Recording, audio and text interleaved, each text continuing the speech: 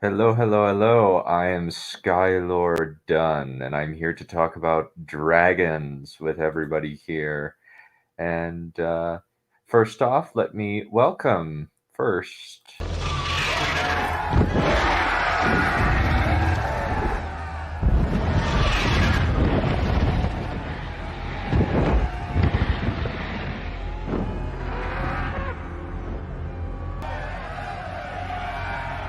Shapka reagis anhan reagis andate.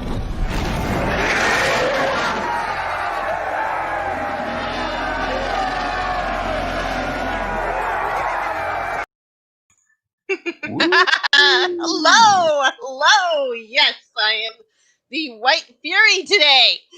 Yay. Well, you're always white and you're always furious, so makes sense. Well, I thought, why not? She's got white cat ears. So I'm gonna go find a white dragon to use today. Nice. And welcome the next person. I did not believe them.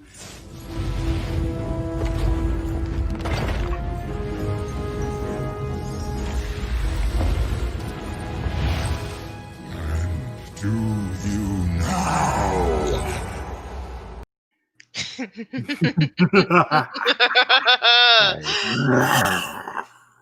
Hello, Destiny. That's how it's going to be today. It's just a bunch of dragon noises. I think we're already having too much fun with this. Oh, it's good. This is a great topic. Dragon. Yeah, it is. Yeah. Yes. Welcome to. I have just transcended common sense. Funny, Drake. Nice. And we have one last guest. Here we go.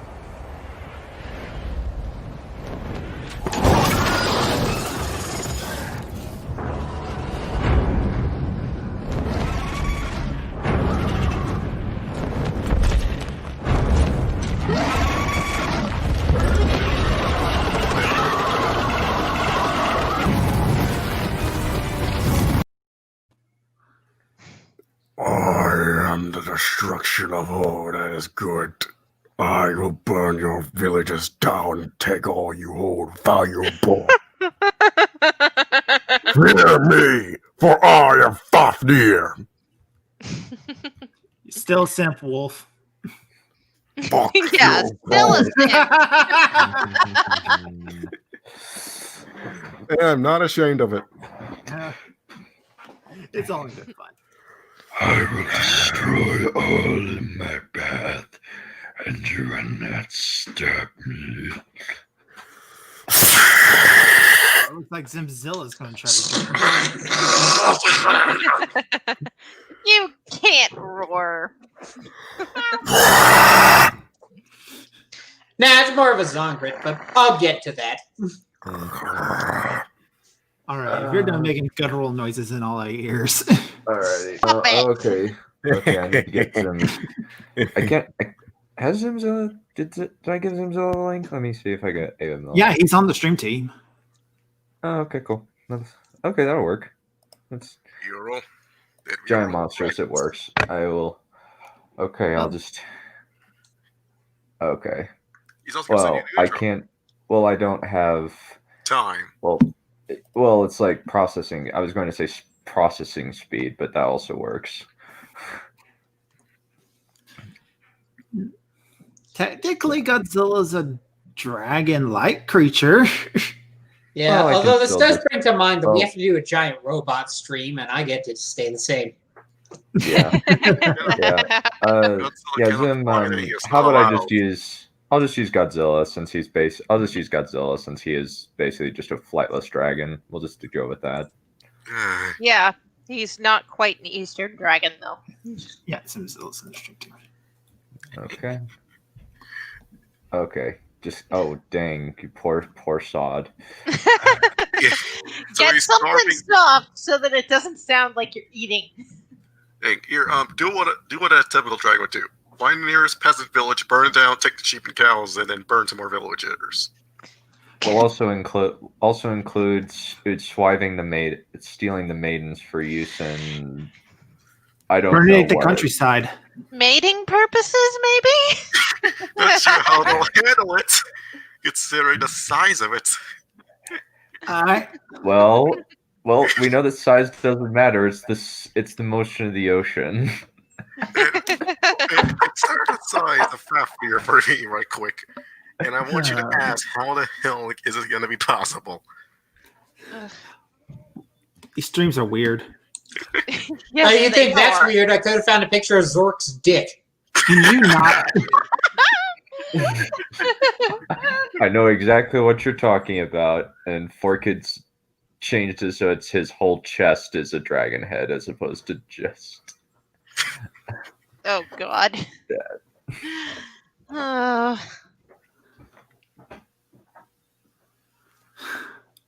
Cool. We got a bunch. What about dragons? Yes. Yep. So we have a few. When I created this Prezi, I didn't think of Anne McCaffrey's Dragon Riders of Pern series, and I did a little bit of research. No, that's fine. Yeah, That's fine. but just kind of in terms of, I can see a lot of where like a lot of the ideas have come from in terms of Dragon Rider because it's very much the first of its kind. It's kind of like how Tolkien was, but what? Oh, thank goodness Smaug is there. All right, fine. All right, good. All right. But in terms of like stuff, Dragon Riders of Pern, I'm only like in like about a couple hours into the first book, and I'm like, this is okay. There's nothing like stand out about it yet. Partially because it's like written in the 60s. I've only And- read the first book, and it's eh. Yeah. And Yeah, I one- finished the first book. It's kind of meh. Yeah, I imagine it probably gets better. And like I read like the Wikipedia, the wiki synopsis of like Dragon Life, and it's like, dang, this was very detailed. Like her world building's great. Yeah, I think, but it like, is, but I haven't read any of the books after Yeah. the first one because it's kind of dry. It's a bit dry. well, that and perverse, Verse. Think you her shall prose? we say. Her prose? You mean? No, not per prose, perverse. Not safe for work. Oh, okay. Yeah, in Really, the the first one? not safe Really? for work because it's got They got basically porn. kind of. I mean, it's done tastefully, but if that's going to be happening in every single book, that's going to be getting old very fast. I know And that, it's like, probably going to be in this. It probably I- will be. I know that one of the things about the dragons that make them different is their strong psychic bond to their riders, so that it makes it if two dragons mate, then their riders will usually will need to go off and find somewhere private to do the horizontal hokey pokey. Yes, Do the dragon, exactly. That's exactly With what I emphasis was on getting at. hope. do the dragon with two backs. Yes. The Drake. Hey, do some. Mhm. I need to come up with some more dragon sexual Yeah. plus. So, I looked at Hello Future Me's video on dragons. I found, and just to kind of as a refresher, and basically like he broke dragons down into 3 separate distinctions. There's the Western Beast type, which is the Rain of Fire we see here. There is the Western Thinker type, which is Smaug. And then we have the Eastern Sage, an example of this being Haku from Spirited Away. Yep. So that's kind of the initial kind of setup for what we're going to be discussing. So, kind of initially, like, let's kind of start off with the Western Beast. What are like, what would you say like are the immediate? So like for a start, like the Western Beast, the classification thereof is basically just it's an animal. Big, Yeah. dumb, brutish monster. This is your very classic, not thinking, just animalistic killer. It is Can or apex can. predator. Yeah, and it either comes in. It comes in a couple of varieties. It will either have fire breath or it won't. But I've seen sources where it also controls the weather. Yes. So- May not be magical most of the time. These ones are. This is usually where dragons are a natural creature of the wilds of the setting. Yeah. I never really liked that personally. I prefer my dragons to be magical. Yeah, I prefer them to Yeah. have some intelligence too. Yeah. And I I would think, say that the dragon- first thing, I would say that a couple things that come to mind are or the majority of all the dragons from the Dragon Prince. Pretty much, yeah. It's only like Zubeia and Sol Regum and the Old Dragon King that have examples of non Quote unquote intelligence. Yeah. Because calling them intelligence is lying. They're arrogant. I hate them. I hate them all. Well, there's kind of Arrogance a does reason. not preclude intelligence. Like Smaug is very arrogant, but he's extremely intelligent. Hmm. You can be arrogant and smart. They're not mutually exclusive. I And also ego have doesn't mean you're dumb. I do have an example of a Western thinker, but we'll get to that when we get to that. Mhm. It's a very weird one as well. Yeah, I think one interesting example of like that Anne McCaffrey did with dragons is it's not fantasy per se; it's science fiction. Since the dragons are basically like they're a genetic experiment in order to deal with this thread thing, Hmm. which is where they basically just like were humans from Earth and they just started gene splicing until they got a dragon. Yeah, I found that to be interesting, but at the same time, this is a little too not safe for work for me. So did they gene splice the long way? How many breeding experiments went down in order to get the perfect genetic composition? Quite I a few, wish I imagine. knew, but it was definitely a long time. Yeah. Gene splicing won't be enough. You also have to implement breeding experiments just to get the preferred or genetic code. Mm-hmm. Yeah, dragon origins is another topic altogether. Yeah, we'll Yeah. get into that in a little bit. Yeah, I think that like you can, Next day, what about the dragon babies? yeah.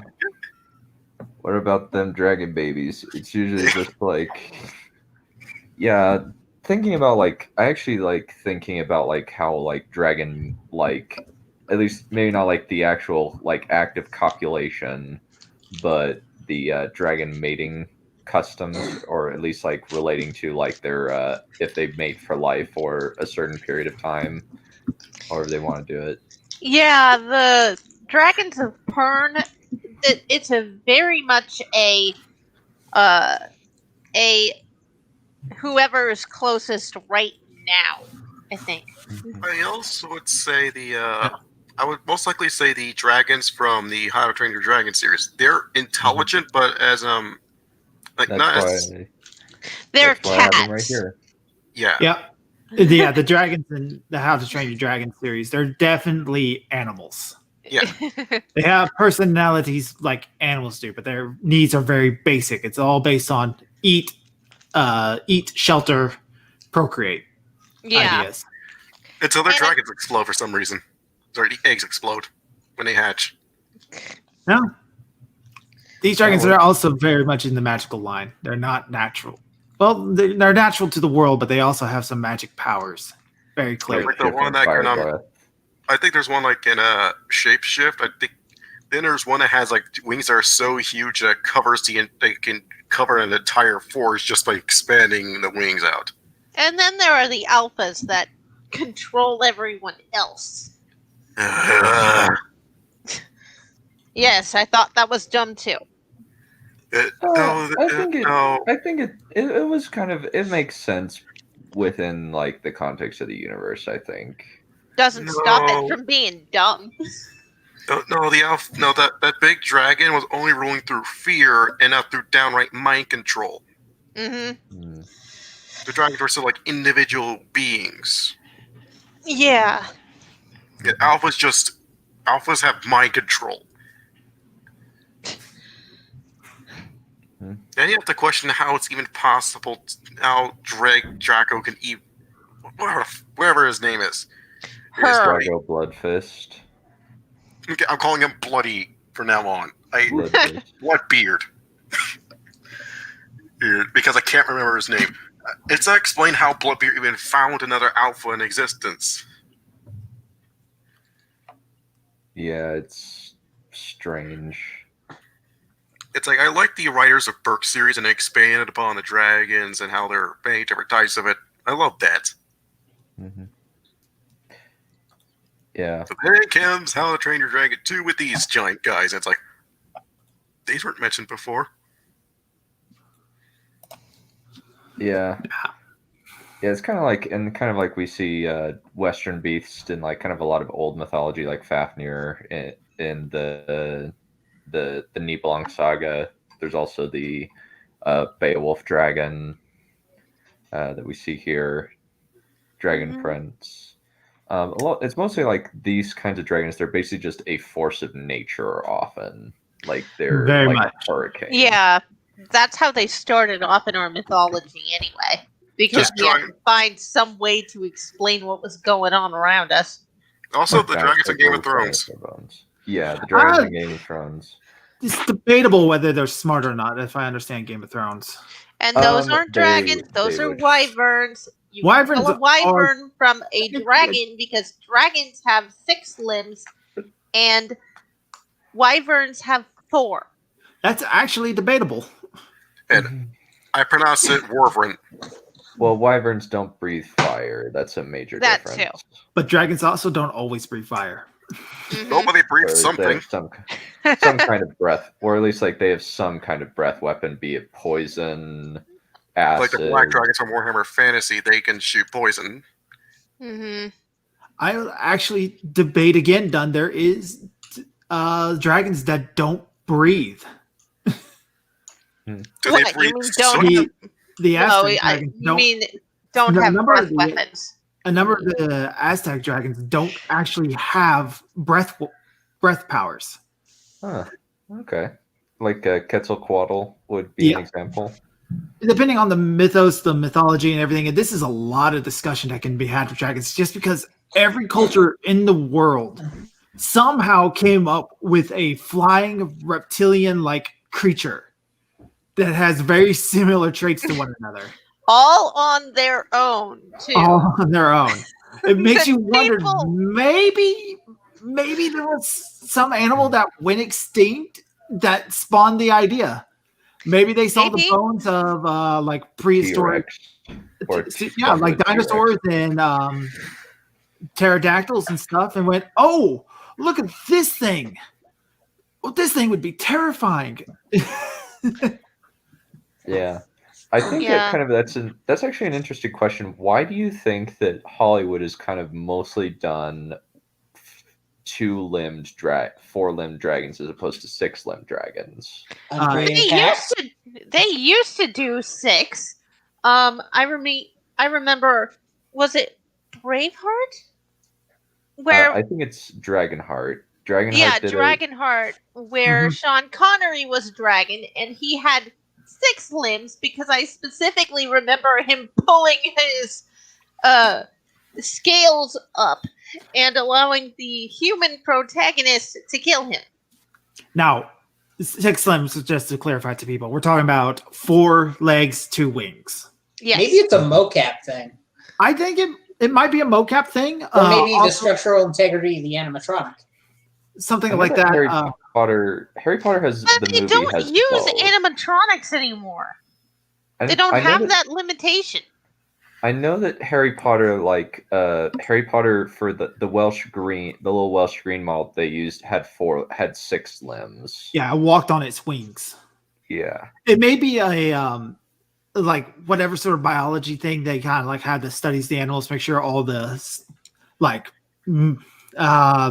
biology of the creature. They look to the thing that we technically had that was closest to dragons, and that would be prehistoric flying lizards, That would be the pterodactyls and pterosaurs, stuff, yeah. and they would walk on a joint on their wings, just like that. And that's probably what they've been basing it off of.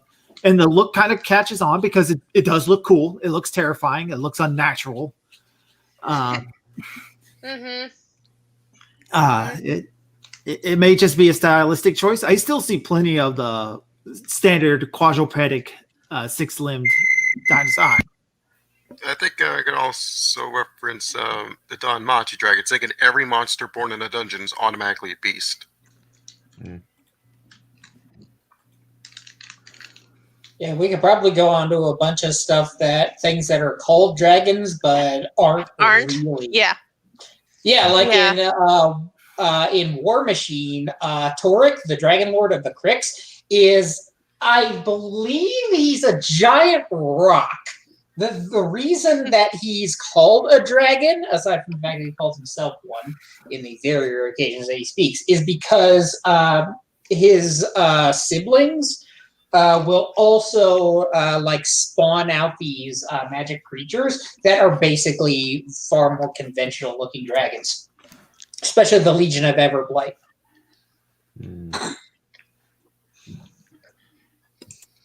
Yeah, let me see if what the monster or elder dragons would classify under. I would say the Western Beast, but they may be wrong on that. Yeah, I think even then, they're not all of them are dragons. Some of them like there's.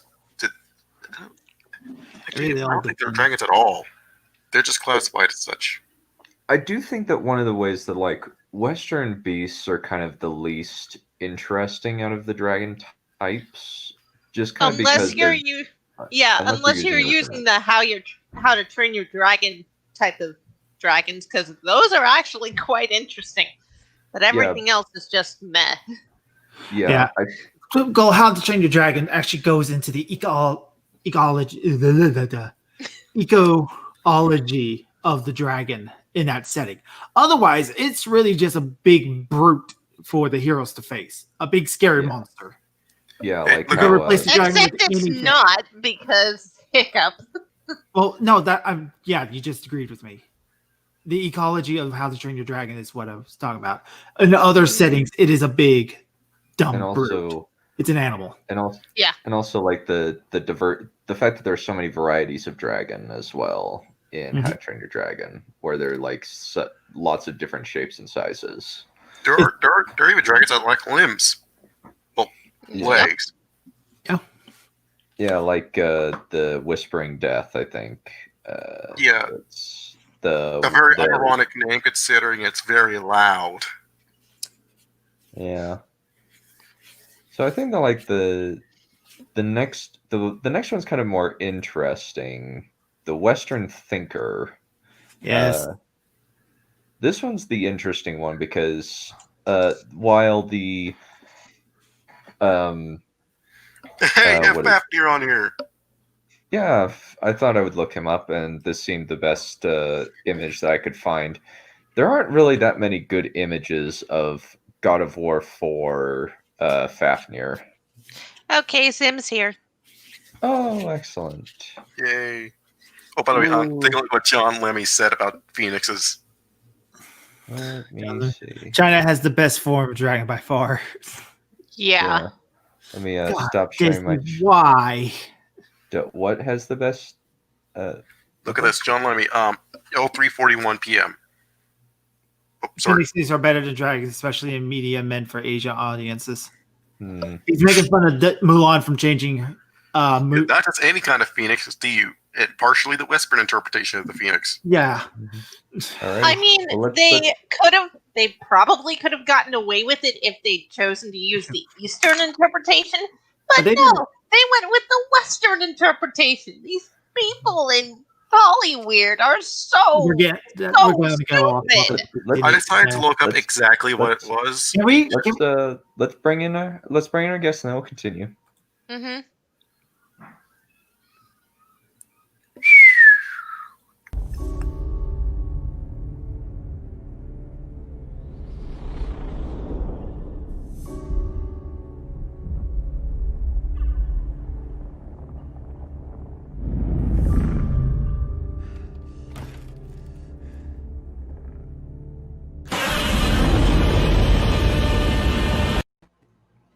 Hello, all my guardians.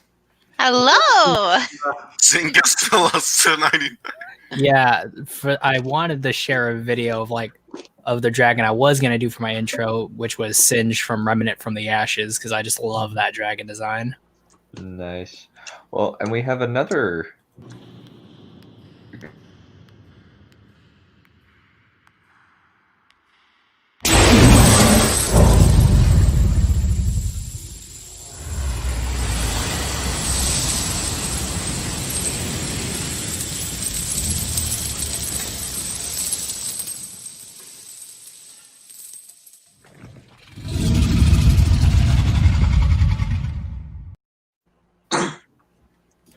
Boo! He's the only one that had a dragon pick. Yo, Does guys. that make him the only writer of the group? Maybe. If so, That sounds you like me. choose.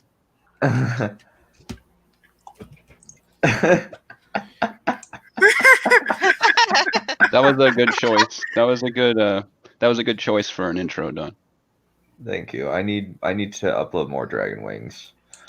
Dragon ones. Just I should have uploaded more. Like we just kind of had the idea. Why don't we just all be dragons for this? And then in comes Yokai, the only person with a dragon picture. Yeah, That's yokai. because Really? he We bully prefers to Yokai be for the Okay, stream I have now. That you fucking failure. They can't fucking believe you. Fafnir, don't get me. Don't make me get my newspaper. Wow, newspaper too. I'm not trying. Yeah. So we have a bunch. So we're just barely getting into like the Yeah, Western dragon. thinker dragon archetype. So the Western thinker is basically an intelligent, usually like an intelligent dragon. Whether they're noble or not depends on the kind of the writer and kind of the story. Sometimes the dragon will be like a Fafnir type where they're intelligent, but they're mostly just malicious. Yeah. The hoarder dragons. I think what I do find is We'll get interesting into is the fact that a lot of Western thinkers, usually if they do die, it's down to the fact that they reject their intelligence in the form of savagery. I think Fafnir is a good example of this, and then of course Smaug as well. Mm-hmm. Yes. Mm-hmm. Yeah, Don't or worry, they- we'll get a lot into this. It's gonna be great. And they always have their that one weak point. Mhm. That one soft spot where no treasure managed to stick whatsoever. It's something in the armor, but I can't say because I'll get banned from YouTube. Ban him. Ban him. It's It's a gap. Yep. a chink. Yeah, absolutely demonetized. Mhm. What do you mean? We were monetized before? And tell you why those would stuff that word get us demonetized anyway? It's apparently a racial slur against Chinese people. No, it gets What? Asian people in general. Yeah, Really? No, we're not getting into they that. racial No. slur. There we go. Yeah. No, it's not. Yo, What the yeah, we're not going to get into that right now. We're talking about dragons. Yeah, let's We not are get not into getting that. off topic about this topic. Yeah. So Meanwhile, I I'm didn't- posting a meme in the. I'm gonna go post a meme right quick. Alrighty. But we also I think we got stuff like Glaurung is a good example of a schemer type dragon where he's out to get the children of the specific person that he hates. Yeah. And is part of the curse on the children of Hurin, where like he just wipes the mind via a spell of a couple of a brother and sister, and then they get married by it because they don't remember each other. Interestingly enough, his appearance is unlike pretty much any other dragon, especially like the ones that you have on there. Yeah, because he doesn't have wings. Okay, so I have no idea why people think chink is a slur. Neph, we're not getting on that topic right now. We're talking about dragons. Okay. But I think it's important to define it when we're going to be using a word like it, because it's a practical fisher. We can have our own stream about that. We're talking about dragons. Okay. Everyone wants dragons at the moment. Also, I just realized Yokai changed. Now he's the dragon waifu of the stream. Yeah. Tempest is in competition with Neph now. Still not a real dragon. Dragon titties. Yokai died. No, he's I'm back. here. Oh, Can you not hear me?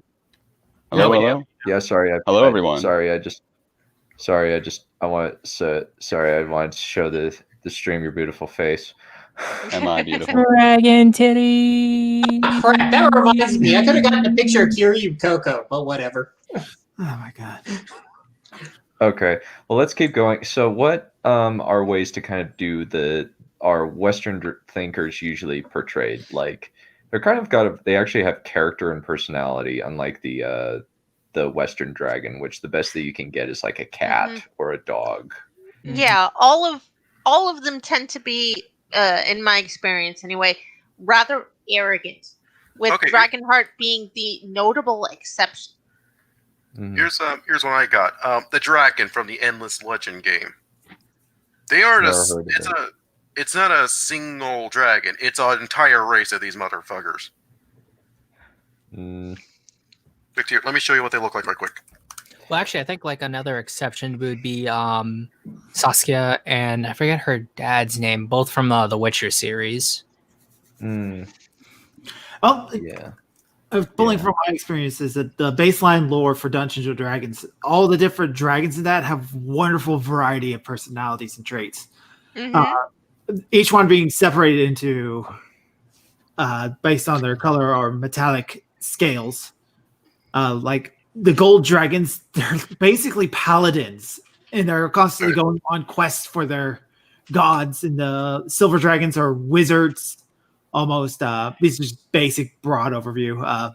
The bronze and the brass and coppers are like bards. They love collecting things and making mazes.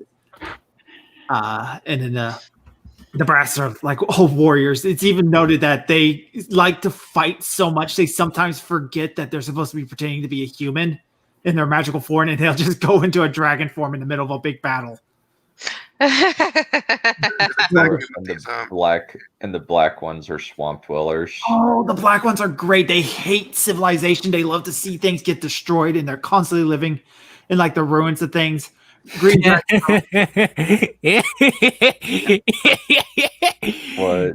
We could take that in so many ways and get further demonetized. Oh boy! Blue dragons are sadistic pricks. Oh, I love in blue D&D.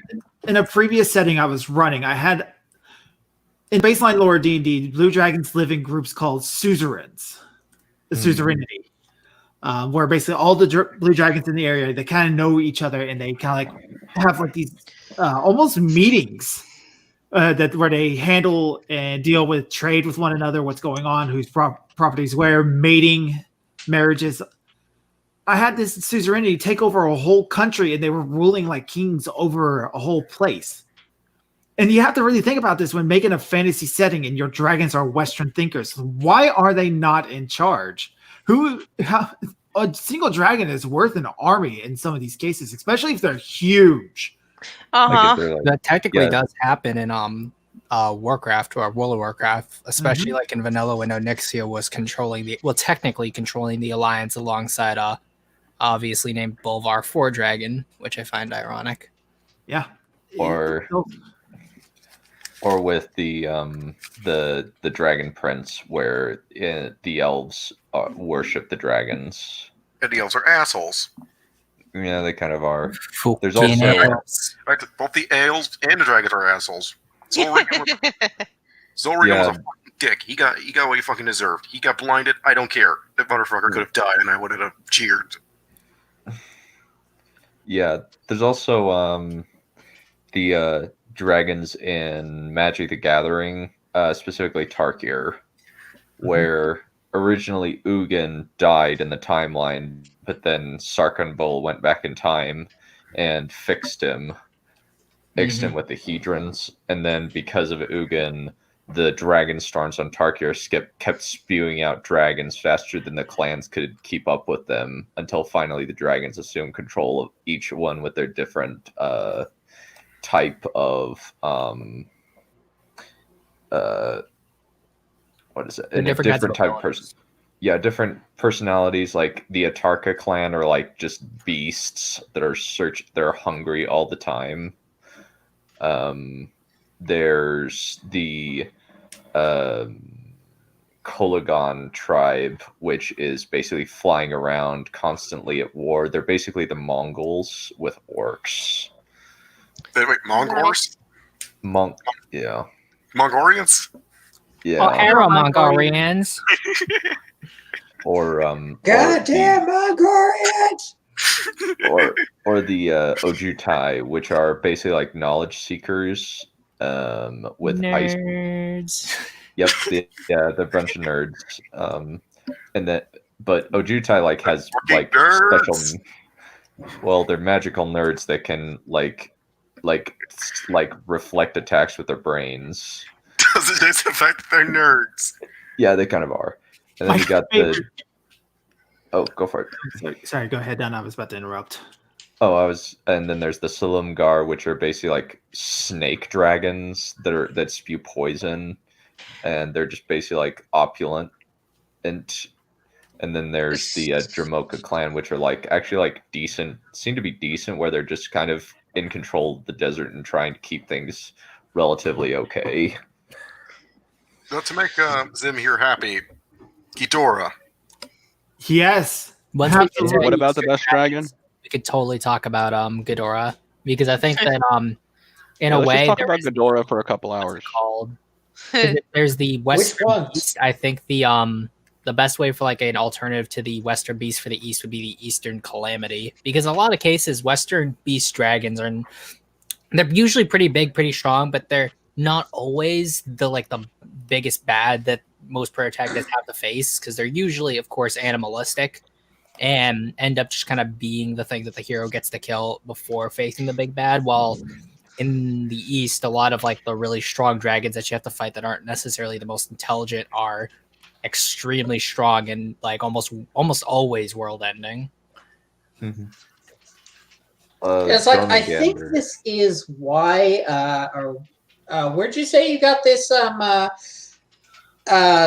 this taxonomy from? The Western Beast, the Western Thinker, and the Eastern. Hello, Future Me. Hello, Future Me. I think what he was going for is that you can essentially break dragons up into animals, people, or spirits, which is where we're going. Absolutely. I think we're missing an archetype here. I kind of always prefer my dragons, kind of like writing that line, spirit and person. I like them being something that, like in fiction, that the characters can interact with, but I also like them not thinking like humans. Like they don't think like we do. It doesn't make sense for them to act like us. Yeah, it really doesn't. Not unless they're shapeshifters and they've learned our language quirks so that they can. Oh yeah, but that could be so much fun too, because it's from the perspective of some other creature. Hey, let's not forget the dragons from Fire Emblem. Mine get this Spyro. Yep. Spyro. Oh my god, Spyro, my childhood. Yoshi is a dinosaur. That is. Oh, my childhood was Bringing up Spyro. Spyro's a thinker, I think. All the dragons all in Spyro are dragons thinkers. in Spyro are thinkers. And the Monoketes, I actually they're technically dragons, but they have to shapeshift into humans, otherwise they turn crazy, degenerate, and start destroying everything. They have to They see are thinkers, but they have to be careful. Otherwise, they de-evolve, shall we say, into the beast. the process is called degeneration. Yeah, Another- degeneration. Yeah, they have to keep these Another- things called a dragon Quiet. stone on them, which Quiet. which seals away Stop their it. powers. You Oh, were saying, Dunn? Yes. I was going to say another like example of like very like kind of overpowered dragons is actually the Fablehaven series. I don't know if anybody else has read that particular book series. I don't think I've ever heard of it. Yeah, it's an obscure like from an LDS author living in Utah, but it like gained like relatively mainstream. Basically, the dragons in it are like able to paralyze most people just by being in their presence. Like all you have to do is look into a dragon's eyes, and it's just like you're like paralyzed. You can't even talk. Fear runs off them like water. Yep. Yeah. And And like why there's would One not thing be- that I've never really cared for is the design of Eastern dragons, the ones that have like that snake look. I prefer Yeah. like the European style. Yeah, those are more serpents than dragons, which are not the same. Yeah, I like the big. I like the Ghidorah kind of look. Like, yeah, it's so much better. yeah. Yeah, Ghidorah is very much like I wish that I could have put like Eastern Calamity and put Ghidorah on there. Mhm. Probably Godzilla Or would count. like Western Calamity. I mean, that's Jormungandr in a nutshell. Jormungandr, Apophis is all Apophis from Would we consider Apophis West or One thing that's East? funny is how Middle the Eastern. Japanese kaiju. One thing that's funny though is how the Japanese kaiju that we're bringing up, they seem to be based on European style. Yeah, There's a I mean- lot of inspirations that go into kaiju. because Yeah. like the other kind of dragon monster that Toho made was Manda, and Manda looks essentially like the atypical Eastern Absolutely. dragon. I don't even think Manta flies. Yeah, no, Manda does not fly. Yeah, it's like a pure water kaiju. Mm-hmm. Yeah. I There's still have also, not seen the movie Manta comes from. That's Atragon. Atron. Oh yeah, that's the one where it's basically journey to the center of the earth. Essentially, yeah. I should have put up more like Eastern Sage dragons, but the only one I could find was the Dragon Ball dragon Haku from Spirited Away and one of the dragons from Avatar: Last Airbender. Yeah, that is. Oh, hey, Chevron. It's interesting. Yeah. that Shenron is the only Shenron is the only Eastern style dragon that I actually really like. I think it's because of the art style. Perhaps. What I find interesting is that the dragon from Avatar: The Last Airbender actually has wings. When a lot of cases, Eastern dragons don't usually have wings. They're usually just kind of full serpents like Shenron. And since Yeah. Avatar is made in the West, it is kind of like an interesting design connection. It's kind of a good blend of the two. Mhm. Mm-hmm. Yeah, where Yeah, you it's got like the mane, mustache. and you got the mane as well. Well, it's more like not even like the mustache. Well, it's got a little goatee and like two. And you think it? Oh my god! Do you think it strokes it? Do you think it like strokes the beard sometimes? Like, when it thinks, I never thought about that. Perhaps. There's like Haku from, which is kind of an interesting kind of like blend. Like it's got these interesting like chicken legs, as Marcus well Kim. as yeah. Like I think like the Eastern Sage is kind of like a bunch of That's with all these dragons. What about dragons? What about the dragon? Dragons, Mark. Hey, Dun, Dragon Dun, can you show everyone? Dun, can you do me a favor? Can you zoom in again and show everyone my new username? Sure. Is it? I think it suits the picture. Oh boy. Yeah.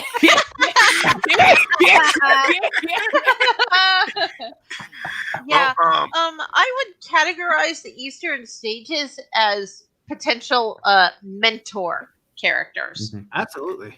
I believe there's Yeah. even a number of stories in Asian. If I'm right, the Chinese language is thought to have come from one of the dragons. I believe the Yellow River, if I remember correctly. Yeah. Yeah, and there's like tons of dragon like mythology, like either of a and there's like a ton of like world serpent style dragons, like Jormungand, Apophis. I think I can't remember the name of the dragon, but I know there's a Japanese dragon that is said to circle the world. That's not the world serpent. That's No, Norse. That's Norse. There's Yeah. a number of cultures that also have this idea of like a giant serpent that encircles the world. Yeah. Where the hell does that come from? It's amazing how this all kind of like ties together. I also remember. I think I also know an Eastern sage type. Or maybe it was part of the Western thinker. Either way, how many of you have read the Bone comic, the graphic novels? It's been a long time. Not since I've seen familiar one. with that. Okay, it has dragons in it, and I know that one of it was the son of this giant dragon that it was so big it could even put its tail in its mouth. Mm. It actually did this in order to keep the peace. It sounds like a Roberus. Yeah. Yeah. I think it's called. Hang on, let me look her up. Bone. I think that's her name, Mim. Mm-hmm. Yeah, it's Mim. Yeah, the Eastern Sage is mostly like their benevolent force. Like if you're kind of going with the hero's journey, you might be able to kind of even use this as a meeting with the goddess type moment. Mm-hmm. In like where I think one example is actually in Neverending Story, where Falkor, the luck dragon, is very much a Chinese dragon.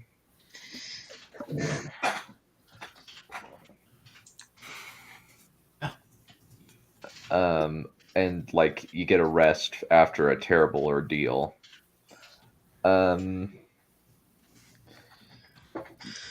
Actually, now that I think of it, you know what other really powerful spiritual godlike being is often described in its source material as dragon-like? What? Cthulhu. Oh, Yeah, Cthulhu does have the wings of a dragon. And I do want to talk about the idea of like dragons being Lovecraftian at some point during this, because why not? Yeah, that might be interesting. Yeah, dragons can be, they're so versatile. So there's something about dragons that just sparks the imagination with people. And yet they all look the same friggin' thing. Not necessarily, not always. I mean, like, look at the differences between Eastern and European dragons. And the difference between the Eastern dragons themselves, Japanese, Chinese, Korean, Indian, they all have different numbers of toes. Yeah. And you can tell what you're looking at if you count the number of toes. I believe 4 is Chinese. Yeah, 4 is Chinese. I think 3 or 5. For Japan. Yeah, 3 for Japan, and then Korean dragons will have a different number of toes. Yeah, that seems largely superficial. It's like most of dragons are very similar to each other in the way a lot of cars are very similar to each other. Yeah. Where they all have like a similar chassis, but different accessories. And by that logic, Chinese dragons would be more like motorcycles. Yeah, or something. Yeah. Show Dragon Cycle or something like that. Well, I know Yu-Gi-Oh! Had card games on motorcycles, and that had dragons specifically involved with that series. Way to go, Drake! Yeah, come on, 5Bs. Funny timing. 5Bs. Bird wings. I battled my blue eyes before. They were 3 separate dragons. Formidable, yes, but Oh my god, this is so damn. Oh my god, it's from the bird. Why they explain the word? Yeah, I remember this. With power beyond imagining. Now Yeah, I especially create a in dual this monster without season. fear, with attack force so great that no monster can stand against him. actual explosion. Yeah, this is like, I mean, the Blue Eyes Honestly, Ultimate Blue- Dragon is like really Create cool. the Blue Eyes Ultimate But I would call it Dragon. more of a Hydra than a dragon at that point because it's got more than one head. That's not necessarily what Well, we're the talking about King Ghidorah too. Yeah, that's true. The defining And feature. Hydra's that just a Greek dragon. Uh huh. Hydra's just a Greek dragon. That's all it is. And like, I'll be Well, honest, since we're bringing up 5Ds, because when am I going to bring that up again? I happen to be watching 5Ds. The first, hold on. The first 3 seasons of 5Ds easily has the best writing in Yu-Gi-Oh. Easily. I think Arc 5 is better.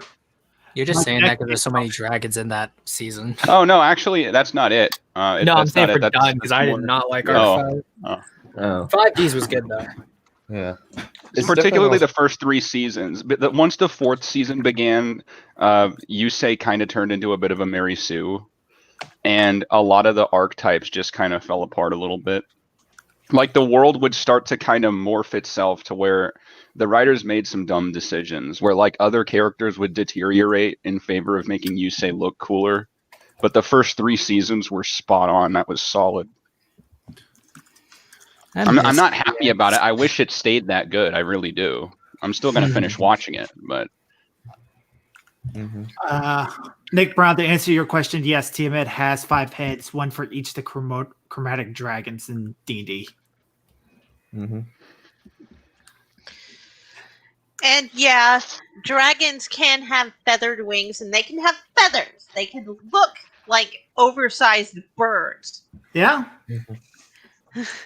Specific type of the African dragon is basically a giant bird. Yeah. Big enough to pick up elephants. The Asian dragon is basically the rock, the giant bird. Well, the not. Asian, I thought you meant the other one. Yeah, The rock comic. Can you smell what is cooking? Can you smell what the rock is cooking? Yeah. But you said Japanese dragons? Not Japanese, like Asiatic dragon, like Islamic dragons. Islamic dragons? Yeah. Like oh crap, what's that one summon that keeps recurring? Bahamut Bahamut is in Islamic dragon kind of. Oh, okay, that's well, like okay. in actual like Middle Eastern culture, it's not even a dragon; it's just a giant fish. Ironically enough, while in like Final Fantasy, Bahamut is a actual dragon, which I never get why he is a dragon in Final Fantasy, but like not in actual lore. But Yep. That's honestly my favorite series, though. I could never get into games on motorcycles. Yep. Easily the best one. Easily the best one. Done. Going back to the thinkers for a little bit, could they possibly also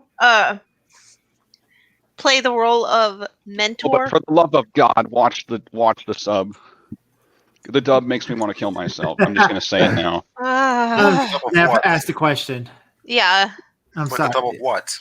Could the Western thinkers also potentially take on the mentor role if They they're do in characterized Aragon. correctly? Yeah, they do in Aragon. Yeah, mine I does, thought so. but he's in exile at the time, so he has nothing better to do.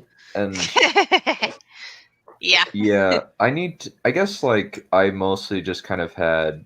Well, Vagar's more like a big sister to Aemond more than his mentor. Though they kind of like. She's the that awesome really... big sister who happens to be a dragon. Yeah. Yeah. And then like his daughter gets the second biggest dragon, and that's Thanatos, a big blue dragon that breathes ice. Nice. This Thanatos the now existence. Yeah. Dragons need to breathe more things than fire. Come on, be creative. You ever seen a dragon breathe vines? You ever? There's also this other. Here's this dragon in How to Train Your Dragon, the Leviathan. He can breathe boiled water. Yep. So Nalius Inin says Parthenax. Neph in Skyrim. He absolutely takes on that role. Yeah, he does, without a doubt. I don't think I ever got far enough. That's about the meet midway him, point of the main. Unfortunately. Yeah, it's part of the main quest, so I'm not surprised. Since Ironically, the main quest is the worst part about Skyrim's story. It's just I've literally, despite how many hours I've played into Skyrim, I've like only completed the main quest like I think 5 times. once. Speaking of really long games, the Ender Dragon. Oh, that's definitely a beast. Definitely a Western beast. Yeah. Hard to tell because the whole thing with the Enderman is that they're very Eldritchian kind of. So I wasn't sure if what the Ender Dragon counted as because you can't tell because it's blocked. Yeah, I've seen that. Oh yeah, dragons of fantasy made real. Yeah. Where a dragon fights a T-Rex, that's cool. That was so dope. I love that as a kid. Yeah, it was awesome. Little 9-year-old me was like, yeah! Because I was super into dragons and I was need to super find into that dinosaurs. again. And they were fighting and I was loving it. I think that entire documentary is somewhere on YouTube. I remember for a time it was. Yeah. Yeah. I think that documentary fell into public domain. Did it? I'm surprised it did. I don't think they really wanted it. It didn't do very good when it came out. I know there's at least 2 versions Found of it. Found it. Yeah. Found it. Send me a link. I want Minty it. Freeman. I've seen dragons that breathe rocks and earth. Yes, Fang dragons in the Dungeons and Dragons setting do not have a breath weapon. What they do is they bite a rock and they launch it at you like a gun. Oh God, that sounds so cool. They are all about physical fighting, and they are covered in fangs. And I'm don't just mean in their mouth, I mean coming out of their skin. They literally roll into you and try to puncture you in every way. Yeah. Nice. I think, My wife is making fun of me in the chat. Sweetheart, you're still the dragons and dinosaurs, you freaking dork. How is it our fault that dragons and dinosaurs are so awesome? They're cool. Yeah, they're really cool. And they're awesome. You can't judge us. Yeah. Would any kaiju people count Destroy as a dragon? No, because Destroy is a Precambrian organism, so So he's more of a crab, not a dragon. Yeah. Okay, giant lobster, not dragon. Rock lobster. In reality, most of the kaiju in Godzilla are kind of closer to Lovecraft in nature. That's Eldritch Horror. Yeah, well, to be fair, the Japanese word for dinosaur is Kyoryu. Yeah, Kyoryu. Mm-hmm. Yeah. And then Jake said, Big dragon. I'd say no. Gamera would definitely be considered like a mythical tortoise, and there are enough like turtles and tortoises in mythology where Gamera can kind of fit in there as his own. Is he not kaiju enough for the kaiju club? Oh, yeah. No. Oh. Gamera's a kaiju. Oh. Sawed off master of disguise. What? Somebody got that reference. Yeah. Yep, I got that. Am I not turtle enough for the turtle club? Turtle. It's the only thing anyone remembers about that movie. Aside from it sucking. It was in the trailer, that's why.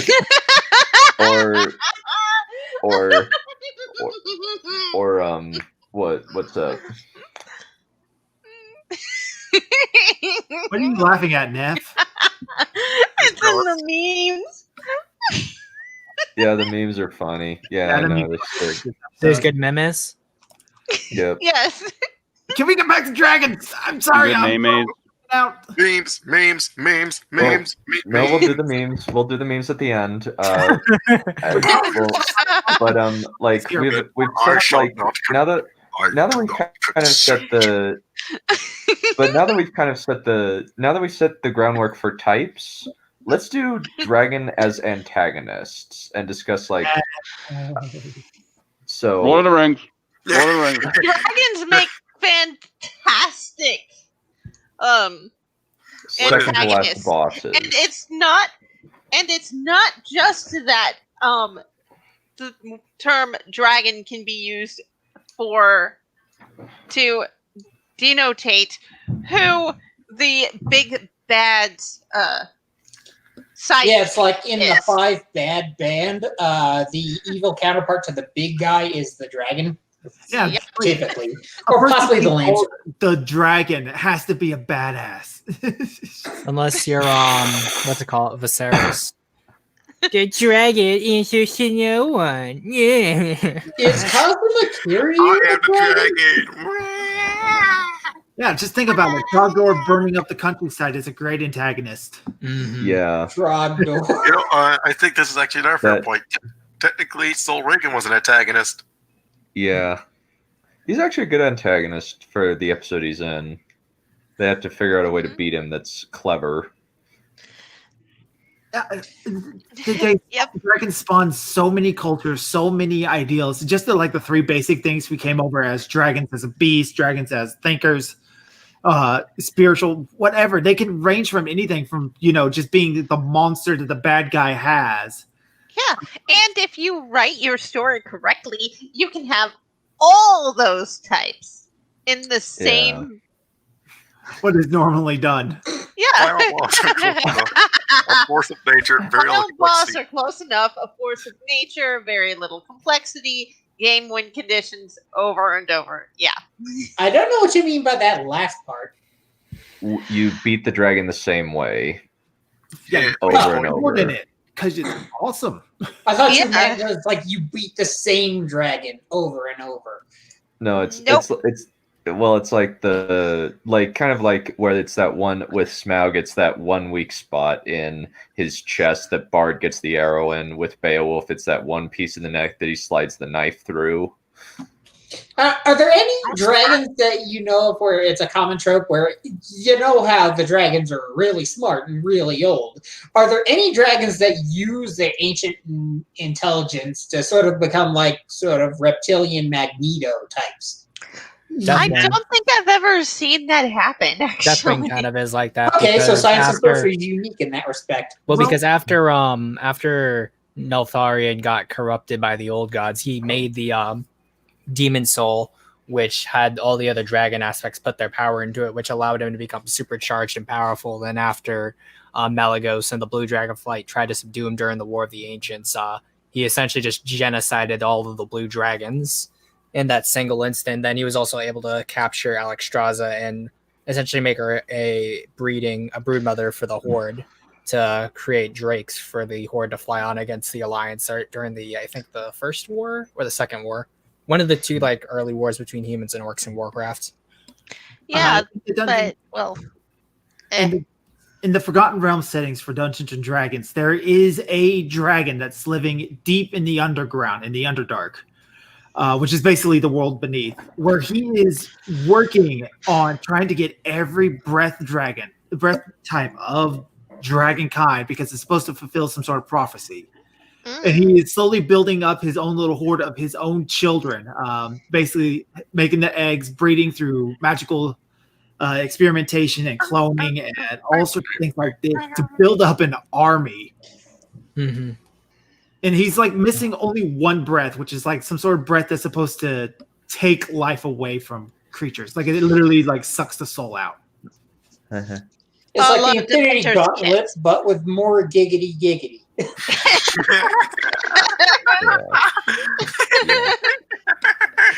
Oh my god!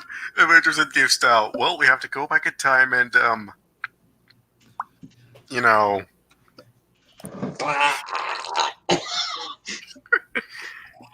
Yeah, I think but this is kind of those are kind of the qualities of usually how a dragoness and antagonist is. But why don't we kind of figure out how can we make this a little bit more creative? I say a mastermind. Yeah. Think about it. The number one thing people think about when they think of dragons is they have a massive hoard of gold. Why not use that finance to pay spies and stuff to go gather information secretly Yeah. broker kingdoms. Like maybe the kings come to the dragon for financing. Taking out a loan from a dragon. So That's so cool. Think about how cool that is, because you better pay that loan back. You better pay the loan back, otherwise your assets may be liquidated. you get eaten. Yeah, I'll just burnate your assets.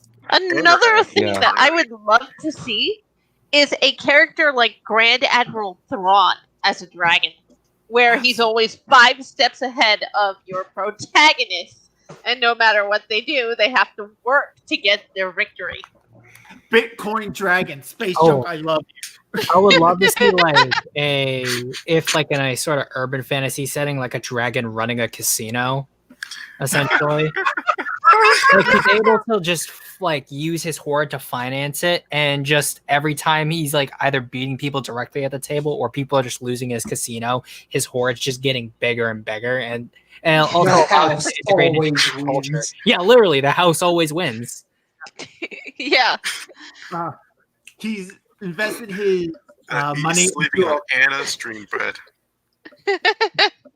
Yeah. Yeah. I love that idea. I love that idea of the casino. You just realized that. Yeah. Oh, why would he have to though? He got the gold from pillaging stuff. If he wants stuff, he could just pillage more stuff. Why would he have to barter? It's adventurers to come at you, and they got swords and spears and arrows, and you have to kill them. Then you have to clean up the bodies, and that's just a whole lot of work. Yeah. Why not? That would be a Basically, good they're reason. lazy in their old Harder, age. not harder. Do not be dragging your tail through the mud. There's also there's actually a good example of like a crime boss dragon, and that's Niv Mizzet from Magic the Gathering, Oh? where he's a scientist dragon trying to get immortality. Is he the one in Ravnica who tries to take a shot at Polus but screws it up? Yep, that is him. And then he becomes the Living Guild Pact. Yeah, he just got. They released a Ravnica setting for Dungeons and Dragons like 2-3 years ago. Which I actually do have that card. Oh, dang. Yeah. Yeah, Niv is something Guild Pact. Surprisingly, that image of the Dragon Prince is way better than the show's writing. Mm-hmm. There is a green dragon in the Forgotten Realms setting who her whole deal is collecting crystal balls. She doesn't have a monetary hoard. Her hoard is just a big fan of grabbing balls. Another place you could put the dragon is the mascot, Absolutely. like Silica. It's just a cute, cuddly companion. Yep. Or Charizard, technically. Yeah, Charizard. Cool thing, I actually like just remembered that I actually did a Lovecraftian dragon in Blood of the Dragon. Where that's cool. basically this dragon basically used to be worshipped as a god, and she's an ancient creature that has lots of magical powers that aren't necessarily like known about anymore. Like she actually can create Balrogs out of regular people. I think another one you could possibly do is just the neutral force. It doesn't care about allegiances, but will destroy one side if it threatens anything, if it turns the natural balance of the world. Absolutely. That sounds like a good idea. I mean, the dragon's so long-lived. I'm going to outlive both your kingdoms, no matter who's successful. Why does it matter to me who thinks they're in charge? Yeah. Like, I allow you to live, but if I see that the balance of the world's getting out of hand, both of your asses are getting destroyed. Meddle not in the affairs of dragon, for you are crunchy and taste good with ketchup. Yep. I actually used that line somewhere else, but it wasn't with dragons. The last really big notable dragon I ran in a campaign was one of my own making in a setting. What they were trekking through an Arctic like area, and I wanted to like build up the idea of this dragon just being a absolute monster. So they've seen it off in the distance eating things whole. And then they get to its cave, and the only way to actually get into its cave is through these small, thin cracks. And they witness the dragon sliding into it, but it's so gluttonous that it's massively overweight. So the only way it could actually get through was to vomit everything it ate, slide halfway through, and then eat all of it. You could just make them absolute monsters. Ew. By the time they saw it do that, they were like, okay, that thing's gotta go. That Yeah. has got to die. No, And it was- I think that's actually supposed to be the Dragon Queen. Yep, that's supposed to be Zubea. oh, cool. I can't fucking remember their names. Screw their names. There are also dragons with healing breath, Yeah. Yeah. and I think those are the White best mage kinds, dragon. personally. Yeah.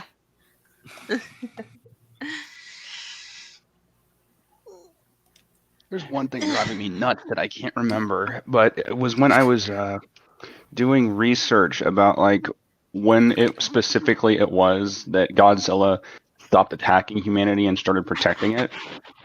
And there was supposedly, I swear I remember this, there was supposedly a movie that explains that, where supposedly Mechagodzilla or something like Mechagodzilla, I can't fucking find it, but it was where Godzilla, like Mechagodzilla was supposedly, or something similar to it, was actually the original Godzilla but brought back. Oh, that's And Godzilla. the Yeah, one that's that- Godzilla the series. No, that's Yeah, Godzilla that- against Mechagodzilla. That's Millennia, isn't it? But yeah, it's the Millennium series. Yeah. Yeah. Okay. Where Blurred. Mechagodzilla was actually the original one that used to attack humanity. Yep. No, I did not turn Movie Bob into a dragon in Blood of the Dragon. I had him. I how had him be a come- child cannibal and fed to a dragon. But Let's be when I real, look if it up, Movie all Bob I was a find dragon, is. you'd never be able to take off. But when I look it up, all I find is Yeah, stuff too saying that overrated. Mechagodzilla was made by aliens Beetle or the something. Dragon.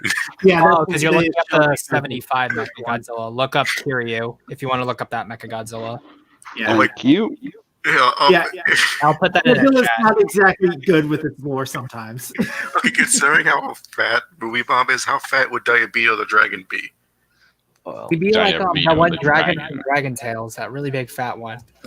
Dragon Tales, Dragon Tales. That was Oh out of my my head. God. Why you put it back in there? come along, I kill know, me I now. Let's all go to Oh, God. I wish I No. wished all my I life just forgot what that was. Thank doesn't even you breathe. so much, guys. Yeah, that used to Because come they on even- like right after Reading Rainbow, I think. Yeah, Ord. I used to His name watch was it Ord. because I had nothing else to do and I was bored out of my mind, but I didn't actually like it. And that's not Dragon all. Tales into- Oh, I was a little Origins kid. I Dragon. fucking used to love Dragon Tales. I don't give a shit. Yeah, I was stupid as a kid too. Yeah. I much preferred like I much preferred stuff like Redwall to Dragon Tales Yeah. because Redwall was the bomb. I love that. But I think the one kind of interesting thing is like dragons having a hierarchy that usually that doesn't happen a lot, and the only times I've ever seen that are Magic the Gathering and the Dragon Prince. Huh, Science and Sorcery does that. I Yeah, haven't I'll read check it. that because you haven't published it yet. I know what's it called? Warcraft does have it too, with different Yeah. kind of dragons, like subspecies and stuff being in that hierarchy. Let me think, what other series does have that? I know Dungeons and Dragons has a couple of things like that, depending on dragons. Although Yeah. most of the times, especially with the evil dragons, it's just who's the strongest. Yeah, it's very might makes right. Yeah, Mike Yeah, that's makes specifically the Mike chromatic. secures. red, Yeah. Oh my god, imagine there's like a hierarchy where it's based upon how big you are. Yeah, The fattest is still king of them all. no, that's Hill Giants. But no, in the Dungeons and Dragons baseline lore, and I'm going to just start saying, just say lore because all of it's baseline. The chromatic dragons are the only one with a real hierarchy, where it's reds at the top because they're favored by Tiamat the most, then it's blue, green, black, and white. And whites are unfavored because they're pretty much just beast. They borderline that line from beast to thinker. I wonder so many SJWs work at Wizards of the Coast. Oh yeah, absolutely. Yes. I love that game, but oh my god, Jeremy Crawford is an obnoxious prick. Oh. Yeah. I think we were making a dragon villain. What happened? Did we break down? I think. No, The no, done. I'm still here. Done? Okay. Yeah. Yeah, I'm Okay. still here. Yeah, I'm just listening. But kind of like I think like one thing like dragons as an antagonist, like I think like a good example might be just like a dragon is king of like a group of other dragons. Oh yeah, what would a dragon empire look like? Oh, that's an interesting idea. Slaves. Lots of slaves. Well, Basically. Magic the Gathering kind of already has that in Tarkir, where all of the humans are under the control of the Dragonlords, of like 5 Dragonlords. Isn't that Each where with, Bolus like- comes from? Nicol Bolas comes from a different place. Yeah, he's from a different plane entirely. Yeah, Yeah. I recall one story where it's like he was in some place and watching people from the sidelines, and the people were just mass slaughtering the dragons, and that's why he has such a hate boner for people. Yeah. I think that might have been there. Hard to say. I think that Nicol Bolas is kind of an interesting, like, I actually heard somebody describe Nicol Bolas as basically the Team Rocket of Magic the Gathering. Yeah, because he gets slapped around a lot. Like a Johnny Graham. Does he get beat that often? I thought it was like Magic's Thanos. He thinks he's Magic's Thanos. But he's actually Team Rocket. Or Gives him a something. lot more Team charm, to be Thanos. honest. Or Thanos Cobra. Rocket. Or Cobra. Oh. Like this. I mean, you know you're kind of a jobber when someone can mispronounce your name as Nicol Bolas. Yeah. He is kind of like, at least like Nico. at So least, I gotta break your Nico kneecaps. at least, I do think that like Nicol Bolas is like, Go back. I think he's cool in concept. Like he just kind of loses. Like at least like he wins, in against Ugin, but then he, but After then like he failing a loses. bunch of times.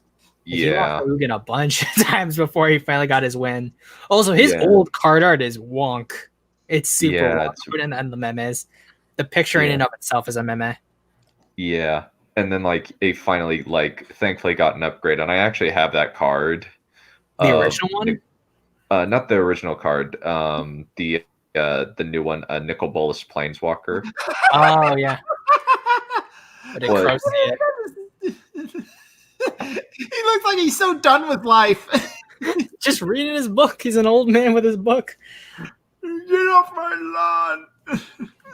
Get off my lawn, you little scummy asinine little pricks. Yeah, now he's like, actually, he looks somewhat intimidating. Originally, he was just old man Nicole. Mm-hmm. But yeah, I think like with the kind of, but each like culture in Tarkir treats its humans differently.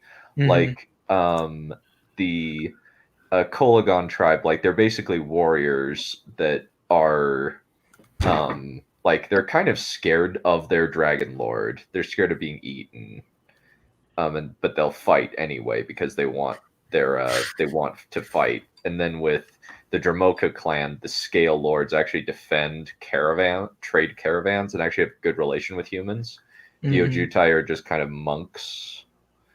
The Atarka clan, like they're always hungry, and most of the humans are devoted to hunting hunting bears and stuff to give to Atarka. And then the Silumgar slaves. Most of the Silumgar are zombies, so yeah. What I think is funny is that like one of the cards has the Dragonlord servants, where it says serving goblins coat themselves with grease imbued with noxious herbs, hoping to discourage their ravenous masters from adding them to the meal. That sounds like a goblin.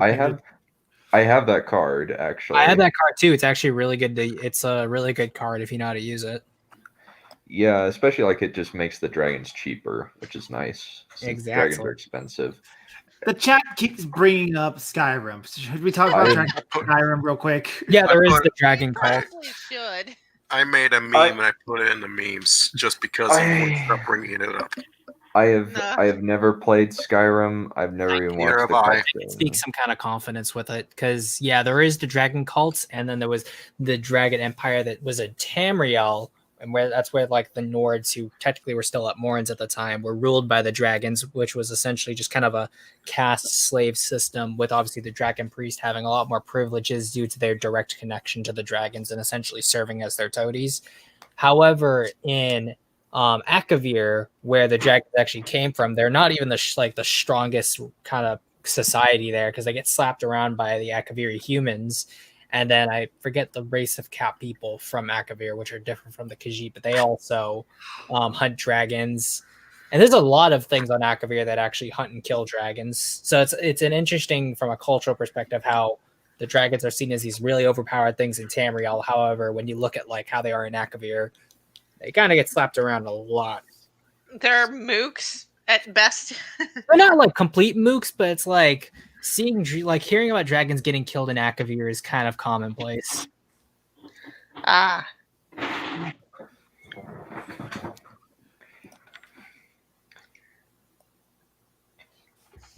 Yeah, I think that if as well as like if there's one person controlling the dragon, it might be interesting, or if the dragon is controlling humans, might be interesting.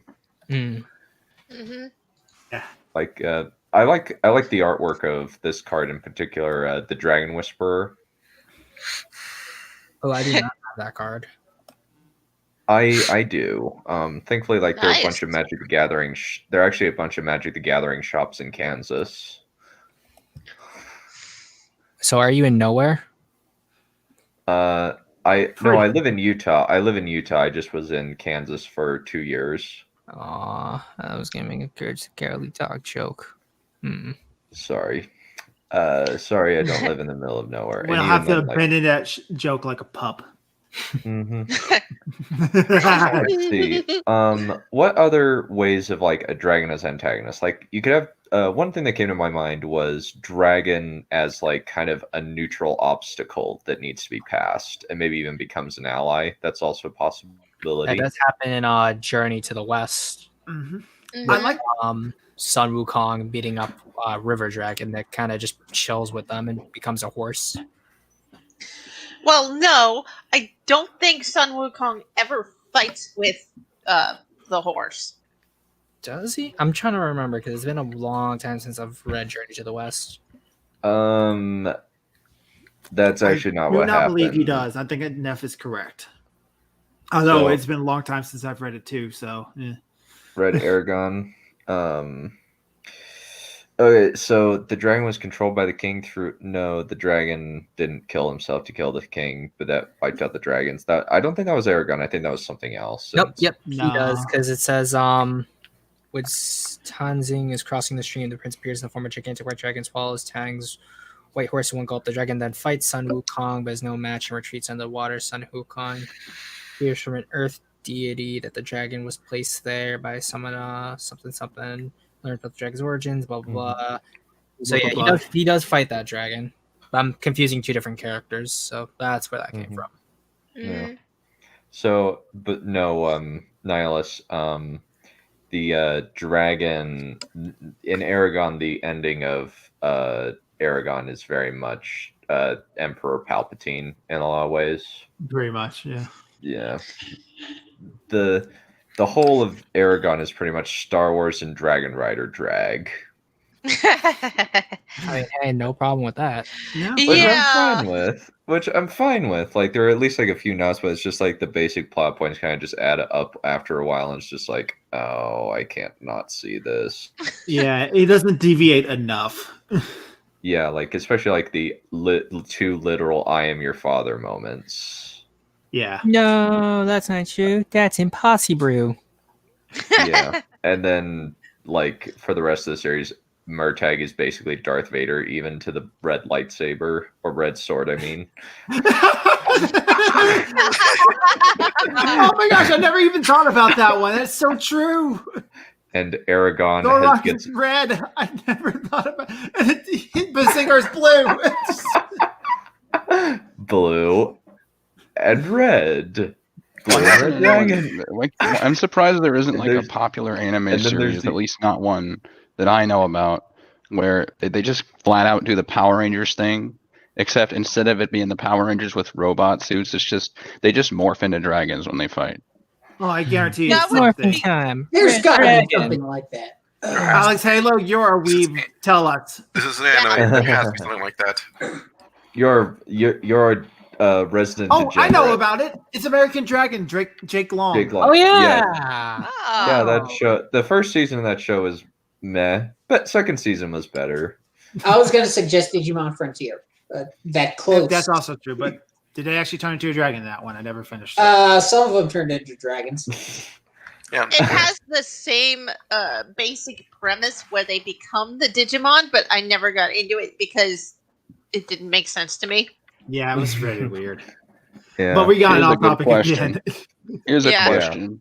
It was a I good want to question. hear how debatable this is. But we're talking about I'll- dragons. Oh yeah, I know. But here's the question: is Eren Yeager a kaiju?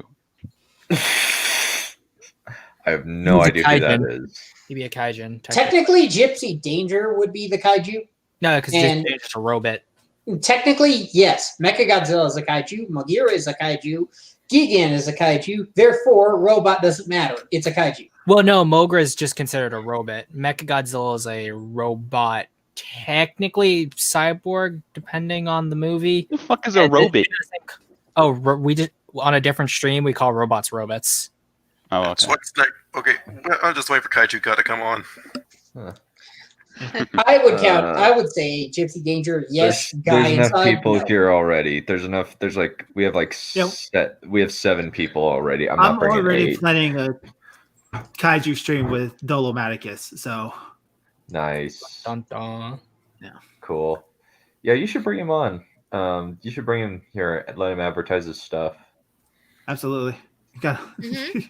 to get him on my stream first. True. We're trying to Now plan let's something go for a month. to now let's go to the fun one, Dragon Riders. Yeah. Yeah. The dragons are badass, right? How badass is the guy who tames the dragon? Yeah. Very, very badass. Yeah. Like Sarkon.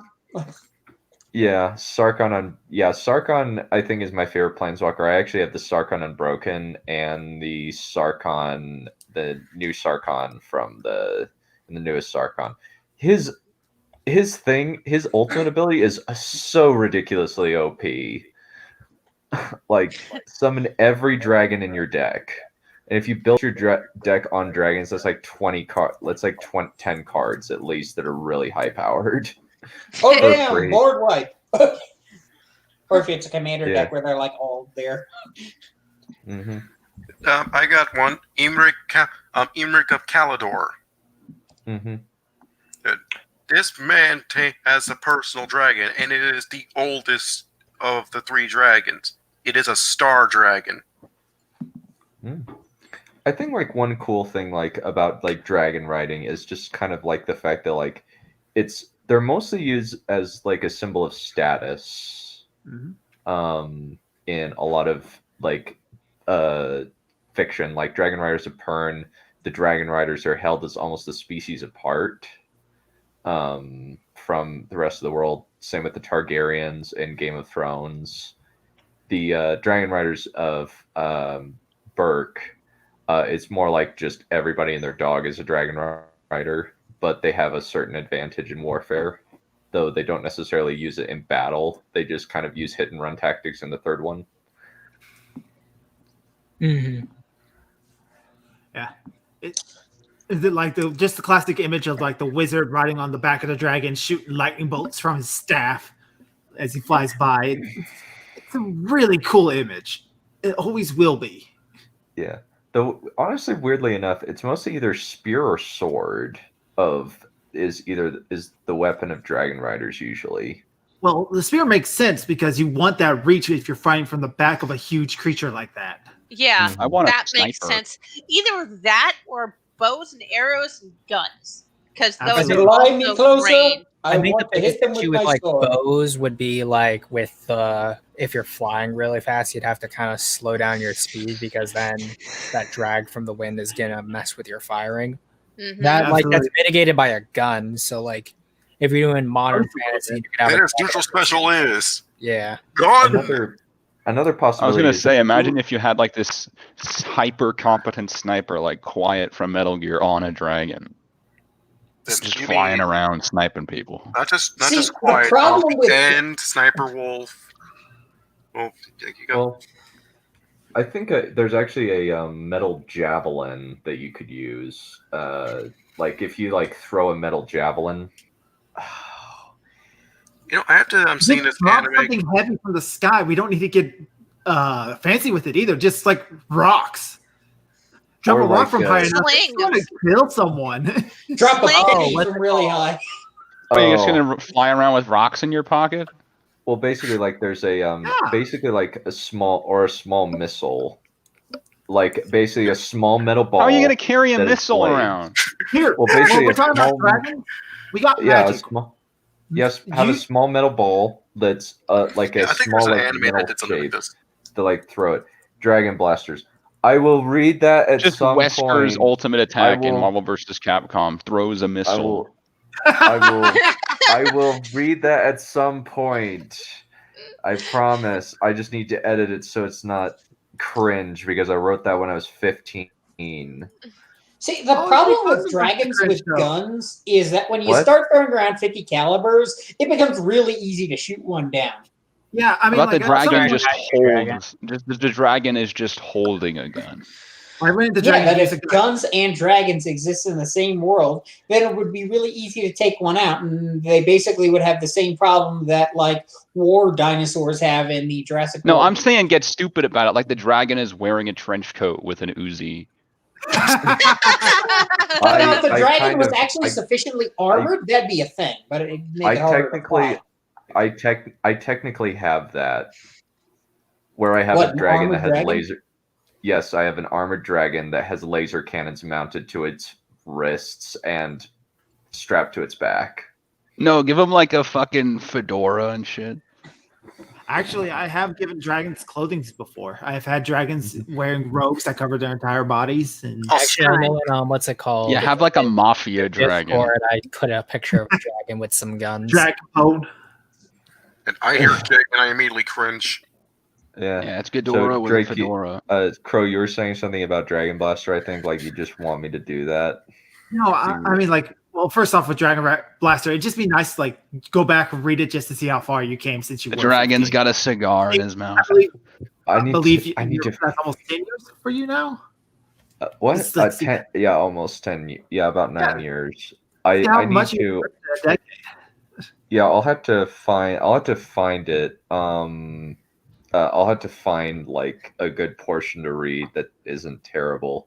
That isn't too bad. I'll just find. That would be Rain of Fire. I have Rain of Fire. It's really good, actually. Yeah, I fun. very much. I very much enjoy Rain of Fire, and like the way that they figured out to have dragons breathe fire in that was really interesting. Where like it's two glands that secrete different kinds of chemicals, and when they're expelled in exhalation, they're natural napalm. Ooh, love Like a napalm. two-part explosive. Yeah. I think that one kind of interesting thing that you can kind of use is like usually like if it's a dragon rider, you almost always like have to have the enemy side have something just as big Like a as grip. A dragon of its another- own. yeah, dragon rider of its own or something else. A Like giant. yeah, Obelisk the Tormentor. Die, dragon. Mega Ultra. So Super cool Ultra thing. Double You Ultra. could also just have him strength in hyper numbers beam just from a cannon. very large military. Mhm. Like tanks beyond tanks beyond tanks. It all depends on what the dragon is actually like in said setting, because not all dragons are just these huge, monstrous, world mountain-sized creatures. Maybe they're like about the size of like horses. There are some that are, that size. Kind of like the one in Fire Emblem, I think. I remember When you play One- as. one fantasy picture. Oh, is that Fate you're talking about? Where the main character? Yeah. Yeah, I know about. Yeah, Core. Yeah. You can transform it. Yeah, you can shoot parts of his body, So- and one of them I think just shoots a blast of water out.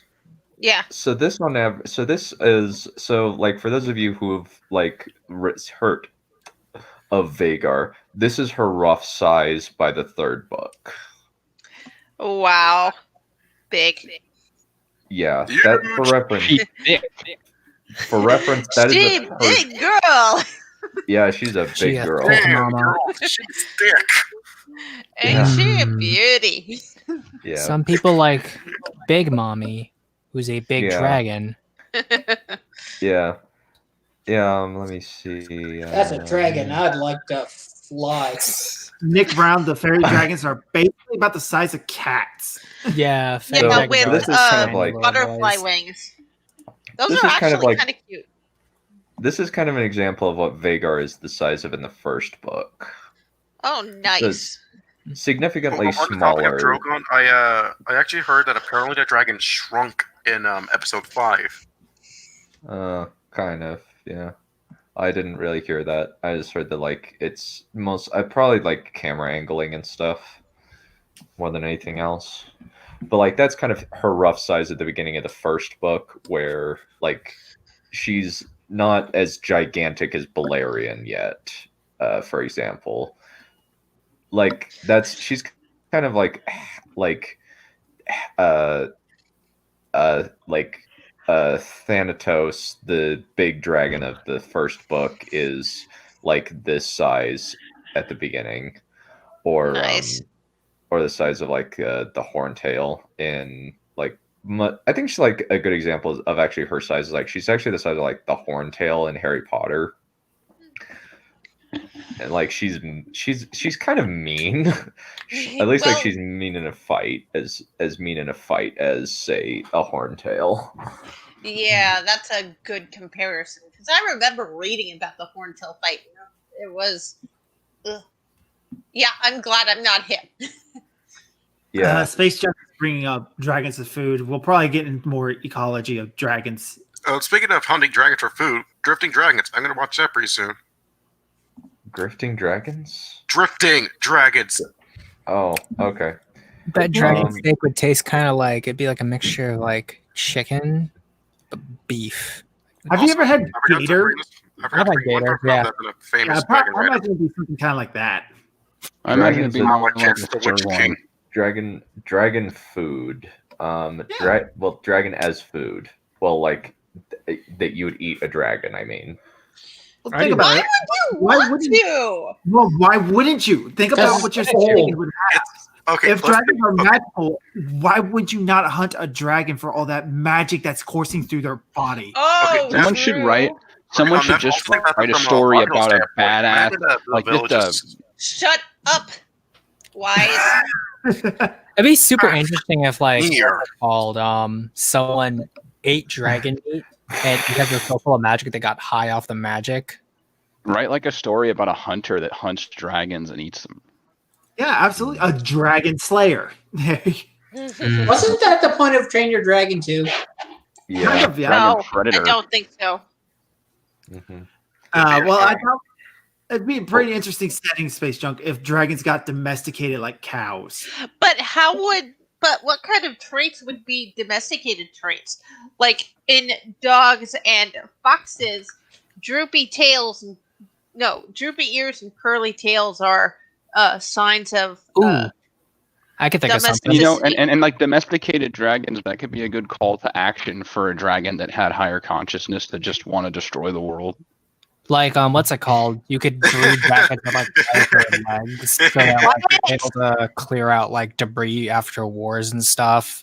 or like dragons with just like larger, broader shoulders and wings so they can fly longer to transport people and objects, or like making breeding dragons specifically designed for war in certain ways. Like that's like the one thing with dragons that you wouldn't really domesticate them for necessarily food or for like, or probably for riding. That would definitely be something you could do on a commercial economic aspect, is like, what would you do with dragons on like the civilian level? Yeah, but then after you do all that, after you establish that world, then what happens if a King Ghidorah type just comes out and roars and all the dragons hear it and they rebel? Yeah. Then you What have does a Rain of humanity Fire do? situation on your hands, which leads to its own Yeah. interesting stories. Maybe you could just have the Matrix but with dragons. That'd be That cool. too. They wear Oh, trench coat. Siegfried. Instead of a machine, it's just a psychic dragon connected to everyone. Yeah. Now we can have our dragon. That's guy. Nihilus. That's Siegfried. Hmm. The reason I was laughing, Neph, is because of what Space Junk said. Oh boy, Dragon Slayer. Black Dragon. Fuck it, I'm making a meme now. You get Oh wait, Black Slayer Okay. versus Dragons, who would win? Hmm. Yeah. Well, no, you have to understand. Black Slayer only goes after White dragons. Yeah, but the dragon itself is black. Because he's It's in a white guys, racist. Adam. But yeah, that's kind of an example of like an enormous, probably big dragon. Like that's really big. That's an Yeah. example of like something that's big. Yeah. This Of course, is you have kind to of think like this is kind of a more like horse-sized dragon, where it's probably like a younger beast, or like I think one of the things to kind of like consider is just like if kind of there's a maximum size of a dragon in your universe, since the big ones would still be prized because they would have the hottest fire breath and probably the hardest scales. What but, like, if one younger of ones would be the faster. Oh, go what for if it, one of the traits that comes out with domesticating a dragon is that they shrink? Yeah. And that the best dragons you have to tame wild because of their size. What if dragons were like dogs? Think of all the different breeds of dogs we have. What if we did that with dragons? And breeds of cats too. Dogs Yeah, and cats absolutely. too. And each dragon has like And what its if- own specific jobs. I think we were talking about that just a little bit earlier. Yeah. Mhm. And different dragons with different jobs would have different kinds of breath. And different use and different costs, and it Oh, could even okay. be. Yeah. And if they're like intelligent, that would kind of change whether they're animals or not.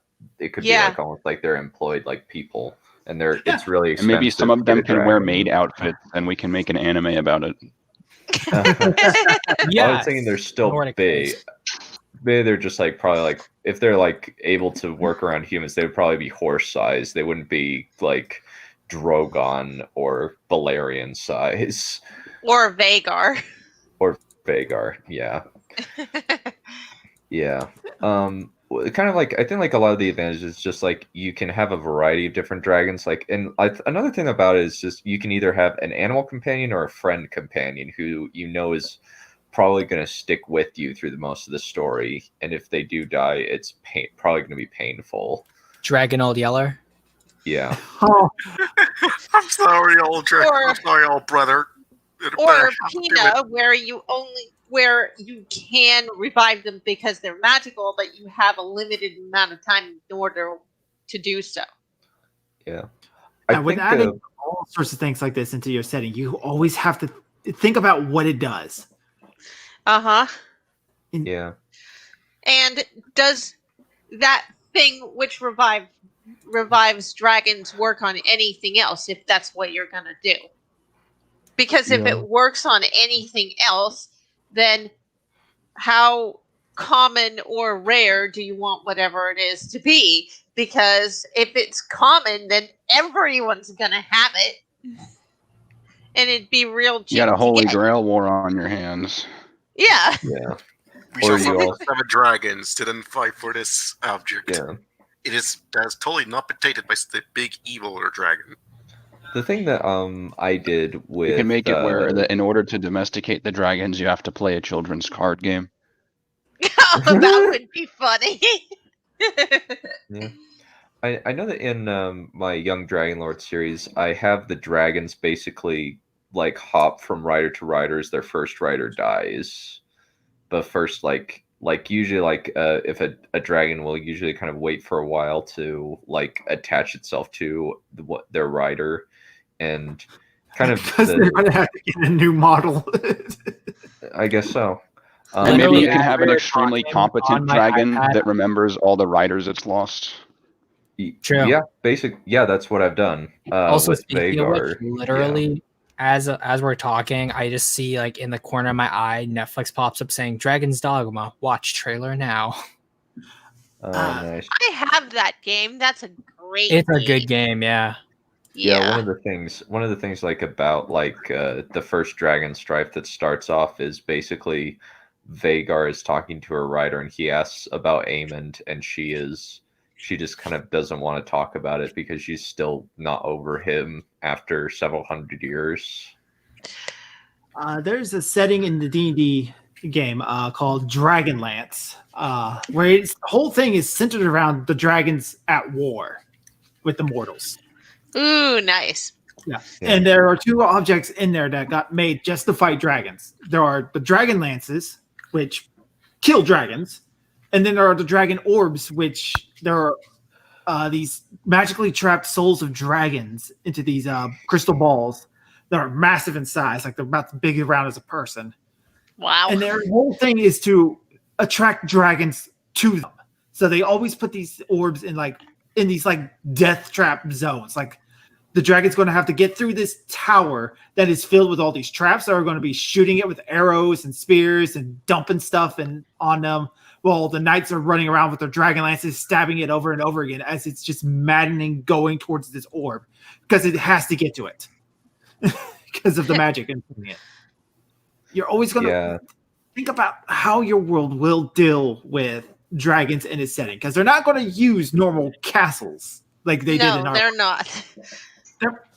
And all honesty, I always thought it's kind of like it'd be more like our modern world if magic actually existed, because technically technology is magic to these medieval settings. That's actually an interesting point. I think that part of it is like with the Valyrians, they found dragon eggs and were able to hatch them and tame the dragons by creating a psychic bond, magical psychic bond with them. Like a lot of it is kind of like not even like taming a dragon, it's kind of being like buddies with said dragon. Like Saphira and Aragon, it's like a psychic bond. Meanwhile, with Hiccup and Toothless, he's my buddy. He's my friend. It's a similar thing with Emric and his dragon. They are like the best of friends and like the last of their kind, the last true dragon prince and the last true dragon. I think that's their bond. Mm-hmm. Like they have a mutual understanding of each other. So I found the line that I used to kind of like describe how Vagar feels like 100 years later. And admittedly, I kind of stole this, at least like the idea of this line from Game of Thrones. I think Zimzilla will remember what line this is from. I'll say it. He just says he was my best friend, and even 100 riders or little hatchlings couldn't fill the hole that he left behind. Oh, I know that's one. Yeah, that's a problem with having a kind of bond that doesn't lengthen the lifespan of the rider, like in Aragon it does. Mm-hmm.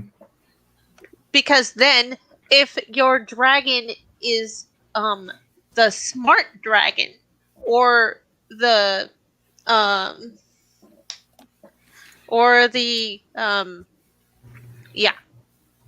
think about it. I'm about to make Drake very happy with this sentence I'm about to say. Okay. Back to kind of like towards the villain with dragon mercenaries. Ooh, yes. Yes. Wait, how dragon mercenaries work? Is it just dragon riders and they take jobs? No, the dragons themselves are the mercenaries. Yeah, we're big tough broody boys. Yeah, it's like the Expendables. Yeah, we'll sell Expendables, but with dragons. Yeah, get Sylvester Stallone to voice the main dragon. That would be awesome. I do have dragon riders working as mercenaries in War of the Dragons. So that sounds great.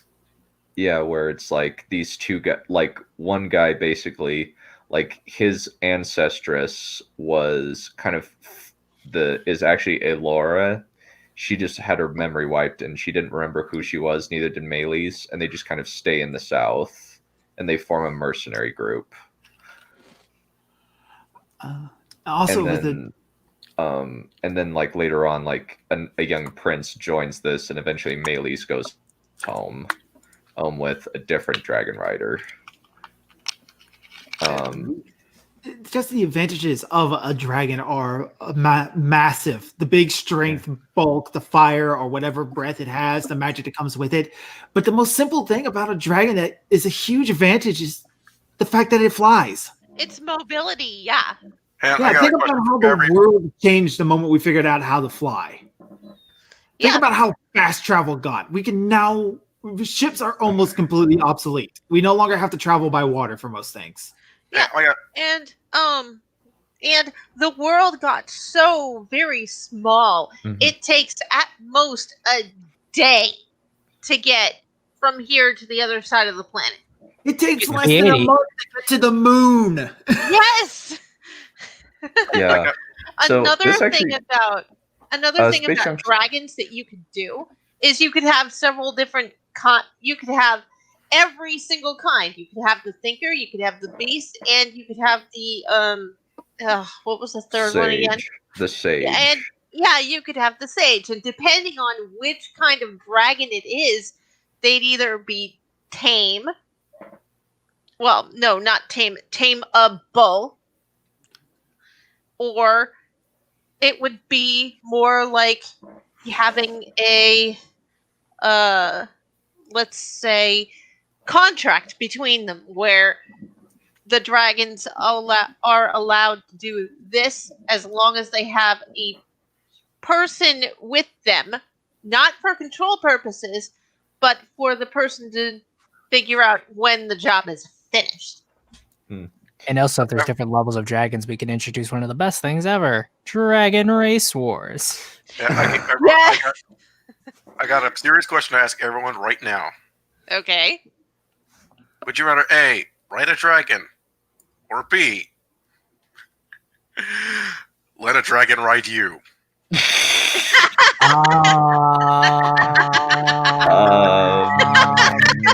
Maybe that's how I ride the dragon. It's just if it's my profile picture, she can ride me. Settle down. You can have a family, and you can still ride it. That's gonna get clipped. Yeah, that's Space Junk actually had to raise the level of this conversation. Look, it depends on the dragon, man. I'm just saying. Yeah. Okay, if she's a human, I will be down. Like a dragon. What if she's poorly like what if it's like drawn Ed, Edd and Eddy style? Would you still do that, Dunn? I don't know. No. Not. Yeah. Kind of one thing that Space Junk actually pulled up.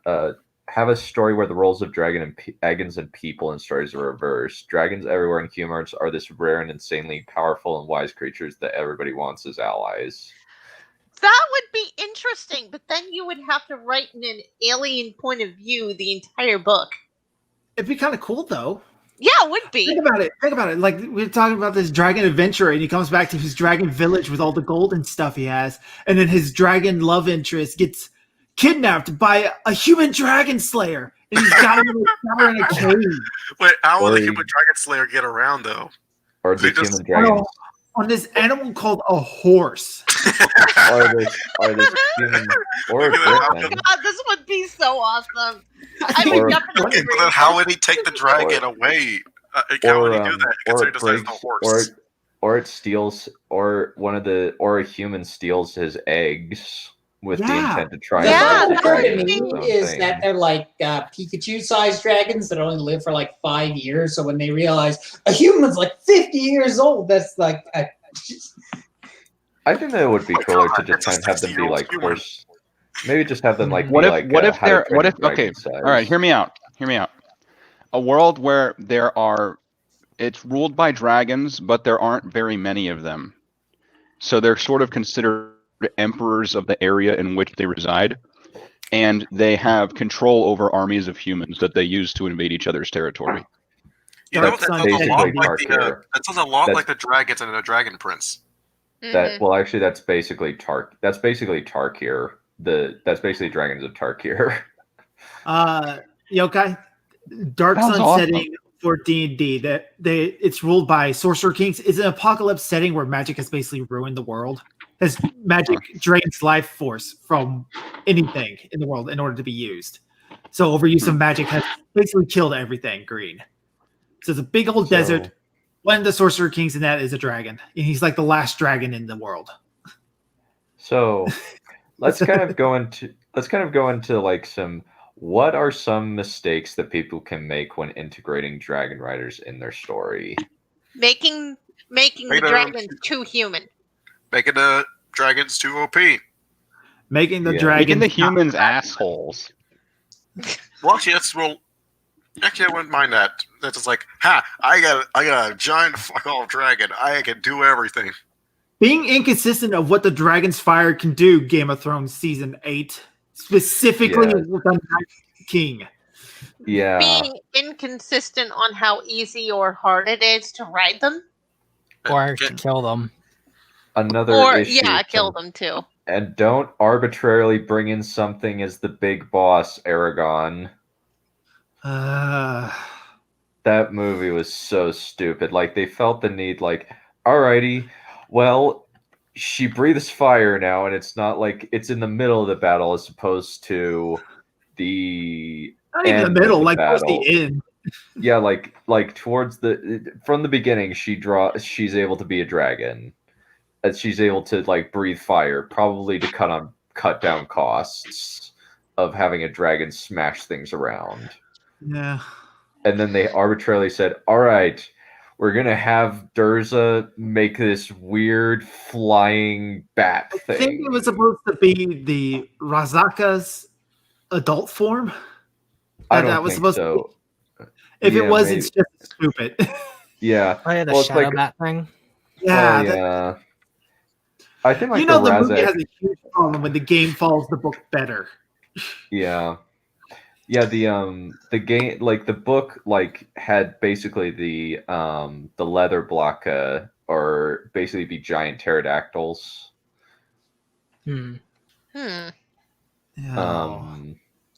But this is kind of more like a demon bat thing. Yeah, and if you're gonna have different colors of dragons have different kinds of breath, remember which breath you assign to which color. Yes, that's important. I actually did like color according to like most like maturity and based on like if they got the blood of something a more powerful magical creature. Like Vagar is able to breathe black fire because she drank the blood of a Balrog when she was fighting it. Oh, nice. So in the Young Dragonlord, I give the promise of you get to see a dragon fight 3 hydras, and you get to see a dragon fight a Balrog. I definitely have to read that now. You cannot pass on the opportunity to read that. Yeah, the Balrog was my favorite part of Lord of the Rings. That thing was terrifying. You could do that? What? I'm wondering whether or not I can invoke the Migo and Phalanx, and you're using the Balrog in a fantasy story? That's even newer. Well, I thought the Balrog was an old mythological thing. Well, it's basically just a giant fire demon.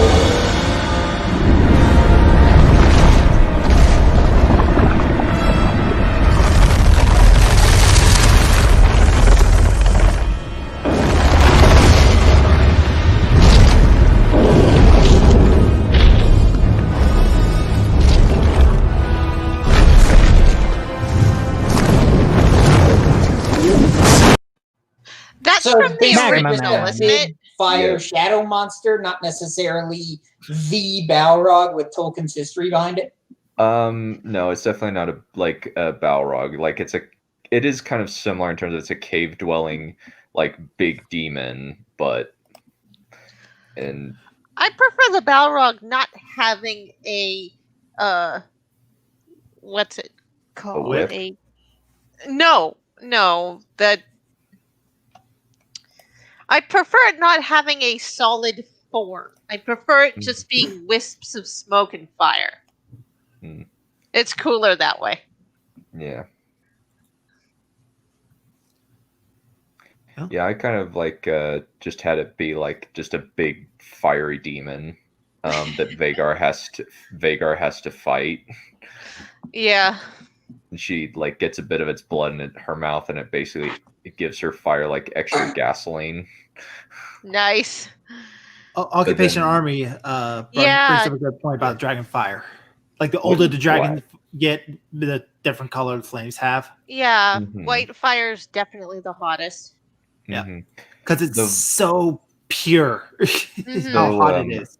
Though black fire is the coolest. Then maybe it freezes things instead. Well, black fire, I just thought that black fire is the color is so intense that it's black. Coolest most awesome, or coolest least temperature? Oh, most awesome, I think, in this case. Yeah, I think there actually is black fire, and it's actually even hotter than white fire. It's where it's so hot that it sort of collapses the light around it. It's functionally theoretical. It's not actually achievable, but it could theoretically exist, and that's probably how it would behave. Nice. So cool, it only glows in infrared. I think it's like a chemical that you can make fire black, similar to how you can make green and blue fire. Yeah, but then at that point, it's the burning of the chemical, not the actual heat of the fire. Yeah, and I do have. Maybe that's what Dunn's talking about. Yeah, and I do have ice breath and lightning breath, but for different dragons, and I try to keep it consistent. It's usually purple that can breathe lightning, but after only after they reach a certain maturity. Well, that makes sense. You wouldn't want your little baby to be shooting lightning at you. Nope, it burps lightning and kills everybody. Yeah, I think silver and blue. Poison dragon. Silver and blue are ice, generally, though mature silver, blue, and white are usually ice dragons. And I haven't expanded the cone to other fire breath, but it's mostly either fire or ice because the two goddesses that they're descended from were goddesses of ice and fire, so it's only fire and ice dragons. Well, that makes sense. And the descendants of at least the two are the only people that are able to consistently ride dragons. If they aren't, they usually need to be a special person in order to ride a dragon. What if their breath is corrosive? Instead of burning things, it just decays things away. That would be acid, I think, or acid fire, maybe. More like it breathes on things and they instantly rust. Okay, so that would be a cone of rot, I think. Yeah, rot. Yeah. That'd be it. Yeah. I was thinking more some kind of microbe. Yeah, what are some other mistakes that people can make with dragon riding? Making it way too easy to claim a dragon and making dragons way too common. That's one thing I can think of. I don't mind common dragons. It's just if they're gonna be common, make the reason behind it. Give them a legitimate reason for it to be common. Don't make dragons be the super ultra rare thing you can ride, and then any schmuck can just sort of be like, "Woo, I got a dragon." Yeah, don't make a dragon be a hybrid of two things that rarely ever interact, and then have an entire area where there's nothing but those two things, and they're always interbreeding. Mm-hmm. Don't do it like that. Yeah. I basically have almost two dragon habitats where there's one in the far north and then there's one in the far south that's significantly smaller. That basically acts as like a fuel station for the royal family to get their new dragons from while they're still the old dragons. Though I do try to keep the population down in the first couple of books because there's a family selling dragon eggs to the dwarves for money. I know, like in my own fantasy setting, there is actually quite a lot of dragons, but that's also because humans breed and tame dragons specifically for war, and that's also because elves breed griffins. So there is a dynamic between humans and elves, and them kind of using similar things in warfare. Mm-hmm. Yeah, another thing I thought of that actually is specific to dragons, because let's be honest, you could screw this up in the same way you could screw anything else. But for dragons specifically, keep in mind how much they breed relative to how long they live and what that's supposed to say about their rarity. If dragons are really rare and they give birth every few years, then you're going to be overrun with dragons very quickly. Yeah, if you're going to make dragons long,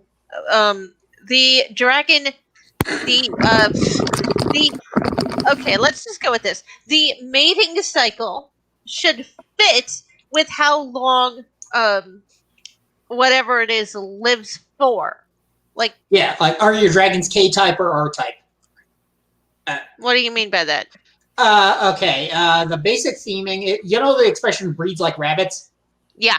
That's R-type, where it's basically two different kinds of patterns that animals use to breed. R is essentially quantity over quality, and K is vice versa.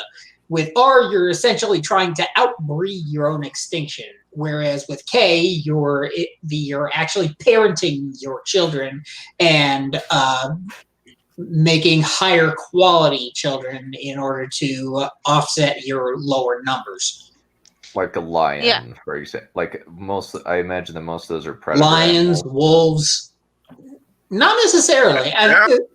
Sometimes even like smaller things to do it, like it's like wild cats. Yeah, I guess that's predators too. Yeah. It's basically anything that like bears. So if your dragons live for, let's say, a couple hundred years, then they shouldn't become fertile for a couple 10 years. Perhaps. Or even like they like only produce clutches. They produce clutches randomly and infrequently. Or a certain time of year once every X number of years. Mm-hmm. Or if dragons do breed a lot, make hunting them a thing. Yeah. Or there's a way to magically cause dragons to breed quicker. Or like you have constant wars where dragons are killing each other. Mm-hmm. Yeah. A lot of infighting. Like they don't dragons survive are in not nature. Born like natural animals. If you're going to full on magic route, maybe they're created at some point. More chances to bring up the Zongrit, which basically do that. Zombie dragons. Zombie like alignment of the stars means dragons will be spawned tonight. They spawn in like RPGs. Or maybe that could even like coincide, like maybe the dragon egg doesn't necessarily hatch for a long time. Yeah. That could also where it's like maybe the dragon does produce a bunch of eggs, but maybe the eggs don't all hatch. Might be worth looking into that frequently. Yeah. And you need certain conditions in order for the eggs to hatch. Yeah, otherwise you just got a giant chicken egg. Yeah. or a rock. A rare kind of rock. That'd be really funny if someone literally just attached a dragon egg to like a hammer, because the dragon egg's so durable you could actually use it as a weapon. Yeah, that'd be so cool. Yeah, and then you crack it open with a hammer and you got breakfast. So, I just thought of kind of like I created this one kind of just as like kind of for fun, because I thought that this particular slide might be interesting to kind of discuss, where we kind of go through kind of each aspect of like how a dragon could be used. Since it's basically just trade, but economics, military, and politics are basically the 3 types of uses that you can put to a dragon. Occupation Ari brought up a good. Yeah, I'd hire a example. dragon to be my accountant. Yeah. Well, you could also use dragons in lieu of the hunting dogs. The law firm of Stevenson and Morgath. Nice.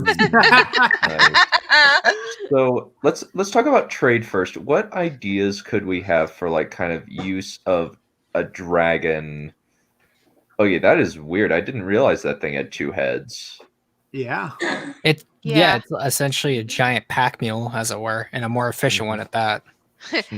Space Junk brings up a really cool idea that I think fits well into trade. Circus dragons. That does make sense. Yeah. As long as they're small enough, I don't see why they wouldn't be able to do that. Elephants. Yeah. Elephants, tigers, lions too. Yeah, all sorts of things. We use livestock in so many shows for years. Yeah. And before there were trains, we used the livestock were used to pull the wagons that housed other circus livestock. Animals. Like Scaly Pony Express. Messengers as well. Since if you got a flying animal that like you can kind of create like if you're kind of gonna go with dragons are like relatively at least smaller dragons are common, and there isn't like a psychic bond between one person and his dragon and one dragon that they have a connection with. You could have almost a Dragon Express, almost like the Pony Express, where it's like a dragon at every way station. Yeah. Or even create like places. You'd have to create space, or if like it is like a relay station where one dragon flies one way to a certain point, then passes the message to another guy, and then the other guy, and then another guy. Yeah. How about a dragon banker? Just running more with this accountant idea, like or an you Eerie need to keep for this... dragons. Oh yeah. Dragon that plays a dragon that plays card games. Like babysitters. Something tells me that Yokai wants to play a card game. If you want to play a card game, if you want to play Yu-Gi-Oh, I'm down to have a Skype call. I got a bunch of decks. Hey, I've got a bunch of decks can too. You finally send me your green Emiya picture. Your green Emiya picture. What about it? I need to make that meme now. Why? Because it has to be made. All right, I'll send it to you. It seems as though Fafnir is a compulsive memer. It's an addiction. Dragons in spacesuits, exploring strange new worlds and new civilizations. Yeah, Johan, Magic the Gathering is more fun and complicated, but Yu-Gi-Oh is faster. Yeah. Magic the To Gathering. boldly go where no dragon has gone before. Spelljammer. Yokai, you need to look up Spelljammer. All right. Magic. Do you think there's any physical Gwent card games going on? Me, Sofrats, and Johan are trying to get Magic the Gathering games set up. But it's Commander, and I don't have any Commander I'm just glad decks. they're bringing back Master Rule. I'm just glad they're bringing back the old Master Rules for Yu-Gi-Oh! I don't have any Magic the Gathering cards. I have a whole ton of Yu-Gi-Oh cards, but not Magic the Gathering. I used to have Blue Eyes White Human. Not anymore. Blue Eyes White Human. It's funny. Well, we all know the Blue Eyes White Human is the most powerful card of the game. Blue Eyes White Human. No one's ever been able to call him. That's just Kaiba. Dragon's playing a child card game. Yeah.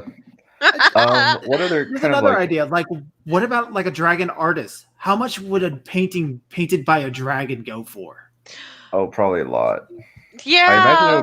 I imagine it would be sculpting with fire breath. Yeah, a glass sculpture made from sand that the dragon uses their own fire breath to hyper or cook like the glass. ice sculptures, because dragons can withstand cold for maybe possibly a little better than we can because they don't have regulated body temperatures.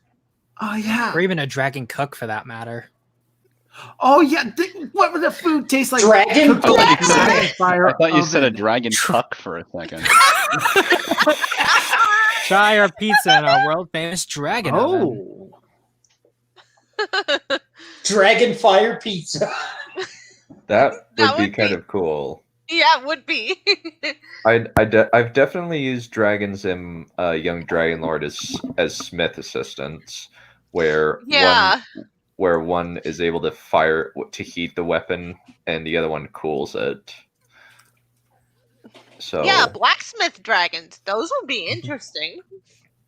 yeah, and generally like that's kind of a trope, like where dragon fire provides like better metal. Like an example is what is it? How to Train Your Dragon? How to Train Your not How to Train Your A Song of Ice and Fire is one example. Another one is Merlin. And I think there are probably like other example, probably in mythology, of some sort of mythology that was cooked in the breath of a dragon, and it became stronger. Dragon summoners. Yeah. How would that even work? I mean, if they're biological creatures, are you making portals that they fly through, or are you actually like you're no, controlling them? the other way around. Dragon summon like a human Dracolich. No, the dragon is the summoner. Louise as a dragon. I don't know who Louise is. You mean? I don't either. Crap! It's that one. Zero no. Familiar of Zero. Yes. Yeah. That Louise. I know her. Yeah. I'm still lost. Man, Zero no Skyma. Haven't seen that in forever. Or is it like where it's like a human's able to mind control a bunch of dragons, or how does that work? Or like a dragon's pet, or how does that work? Let's see. Zero no. Familiar of Zero is basically a bunch of mages who are considered nobles because only certain people have the ability to use magic. They're learning to use their magic at school, and the first thing in the second year that they do is they summon their familiars. Louise happens to summon a normal human from our world. Now think, Louise as a dragon doing that. Cool. So they wouldn't be creating humans from whole cloth. They would be teleporting them in from somewhere else. Or something like that. Mm-hmm. All right. Any my other wife- ideas for trade? My wife just walked up to me and said "Dragon Uber" and then walked off. Oh, that would be awesome! Yeah, dragon. I now want to make Dragon taxis too. No, they are the taxis. He speaks in an accent that we just don't understand. It's just yeah.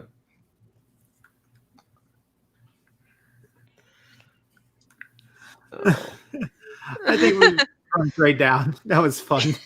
Yeah, that was fun. I think we're done with trade, aren't we?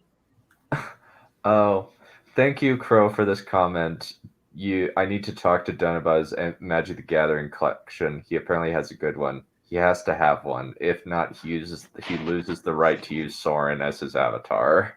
And So then freaking there's funny. you have been summoned to protect the lands of Draconia. Will you stand at our side against evil?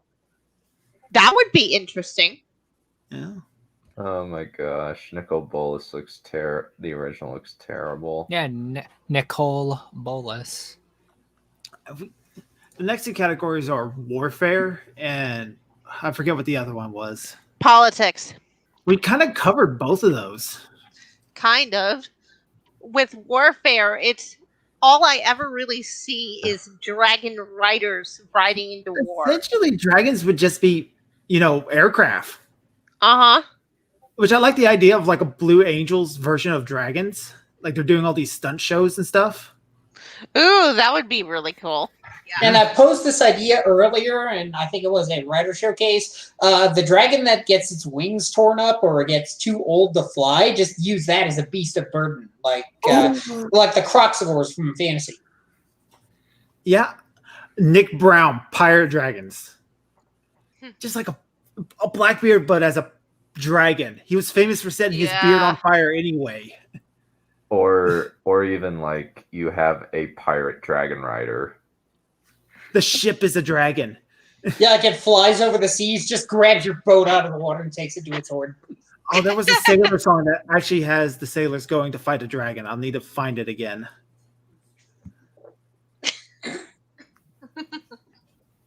Yeah, dragons are often used like an air cavalry. It's essentially, it's not difficult. Just look to how we use planes, especially I would say like during the early stages of World War II.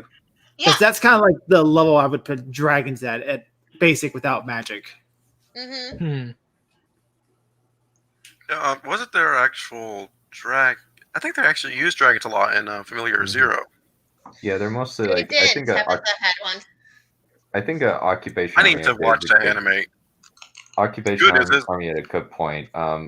Dragons are often used like air cavalry. Yeah. Where that's what you see most often, I think. Mm-hmm. Yeah. And kind of that's actually a good segue into dragons and warfare. Most of them are like kind of the equivalent of like a helicopter strike. That's what they're usually used for. The D&D adventure, Storm King's Thunder, very early on, there's a scene where the characters are flying with a cloud giant. And one of the obstacles that it can run into is a silver dragon flying up to the tower and dropping off a dwarf strike team. Like it's a Navy SEAL helicopter. One kind of thing. That's awesome. Yeah, that's pretty cool. Vietnam think, War, but with dragons. One that might be cool, where it's like where it's Napalm and basically everything. Yeah, or like I actually used that in War of the Dragon, where basically 3 dragon riders go to the Elven Forest and just light it up, and basically just like firebomb the entire thing until it's like basically ash, until the whole area is just ash. Yeah. Since they know that, since one of the things that kind of I've noticed as a pattern in my books is basically the characters will do the most efficient, brutal. A lot of my characters, at least like my favorite ones, will try and use, like if they're in a war, they will use the most efficient and brutal tactics, as opposed to throwing men into the meat grinder. Because if they go into the forest, they will all die. Most of the men are going to die. So basically they just say, all right, we're going to burn this thing.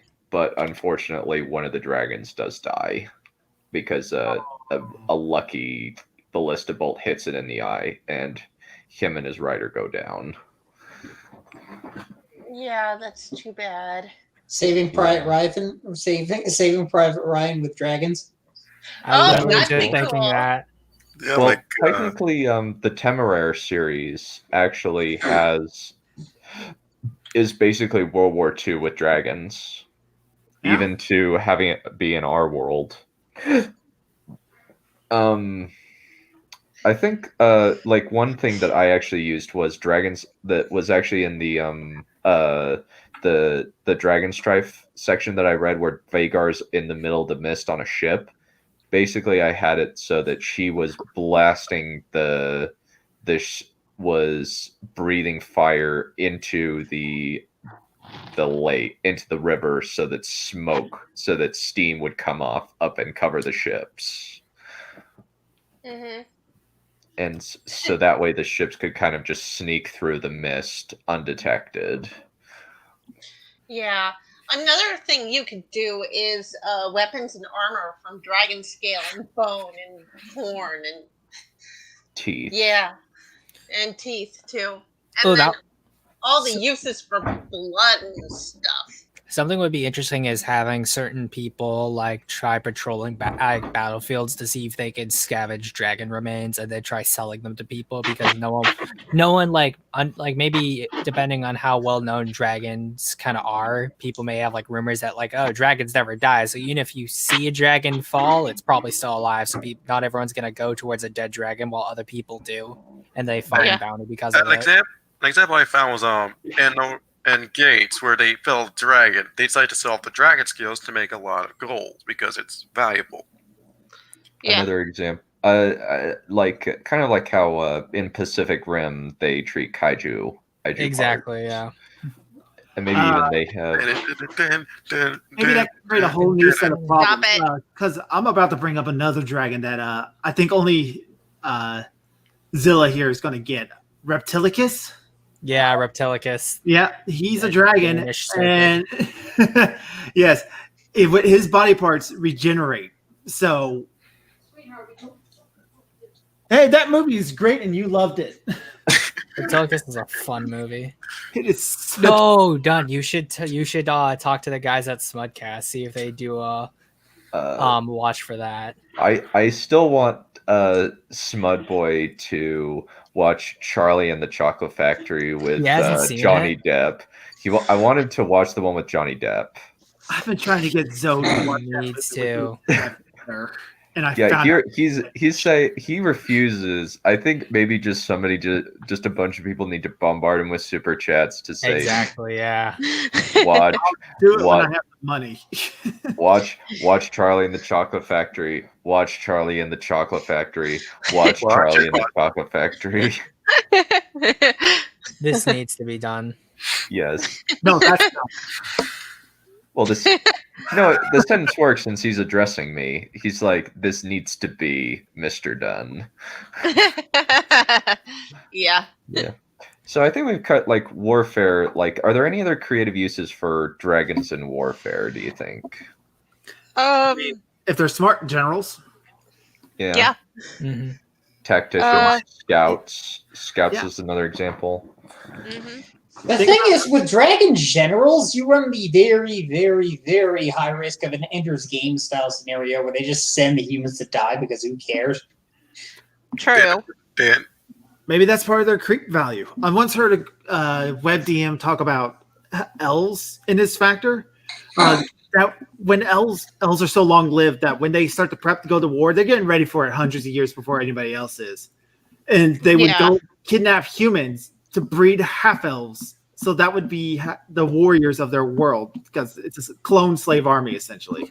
Yeah, that's like French Foreign Legion. Yeah. Another option could be that they are like like if they're really old, they would advise on like battle strategy. Yeah, I've got a question actually. What can dragons breed with? Anything you want. That's actually true for D&D. It can either be blasting them a nuke, it can destroy the entire wall, or it won't be able to destroy a rock. And even then it has a reproductive system. I ask my question because you can do a whole lot of things depending on what depending on what they can breed with, and whether or not those descendants I just viable.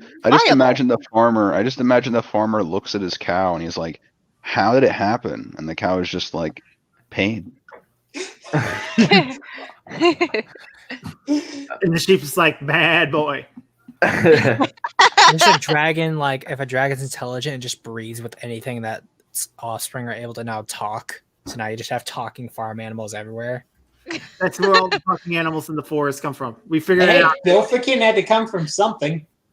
Exactly. And all the magicians. This is where hentai comes from. Exactly. Breathing squirrels. That's actually kind of terrifying. Like if a bunch of squirrels kind of are meat eaters and swarm over you. Oh, I love it. Done. I'm writing that down. That's going to be in a. At least they're not rapists. It's the Emrakul factor. It's like, I don't care. 15 squirrels. Ah! It's magic.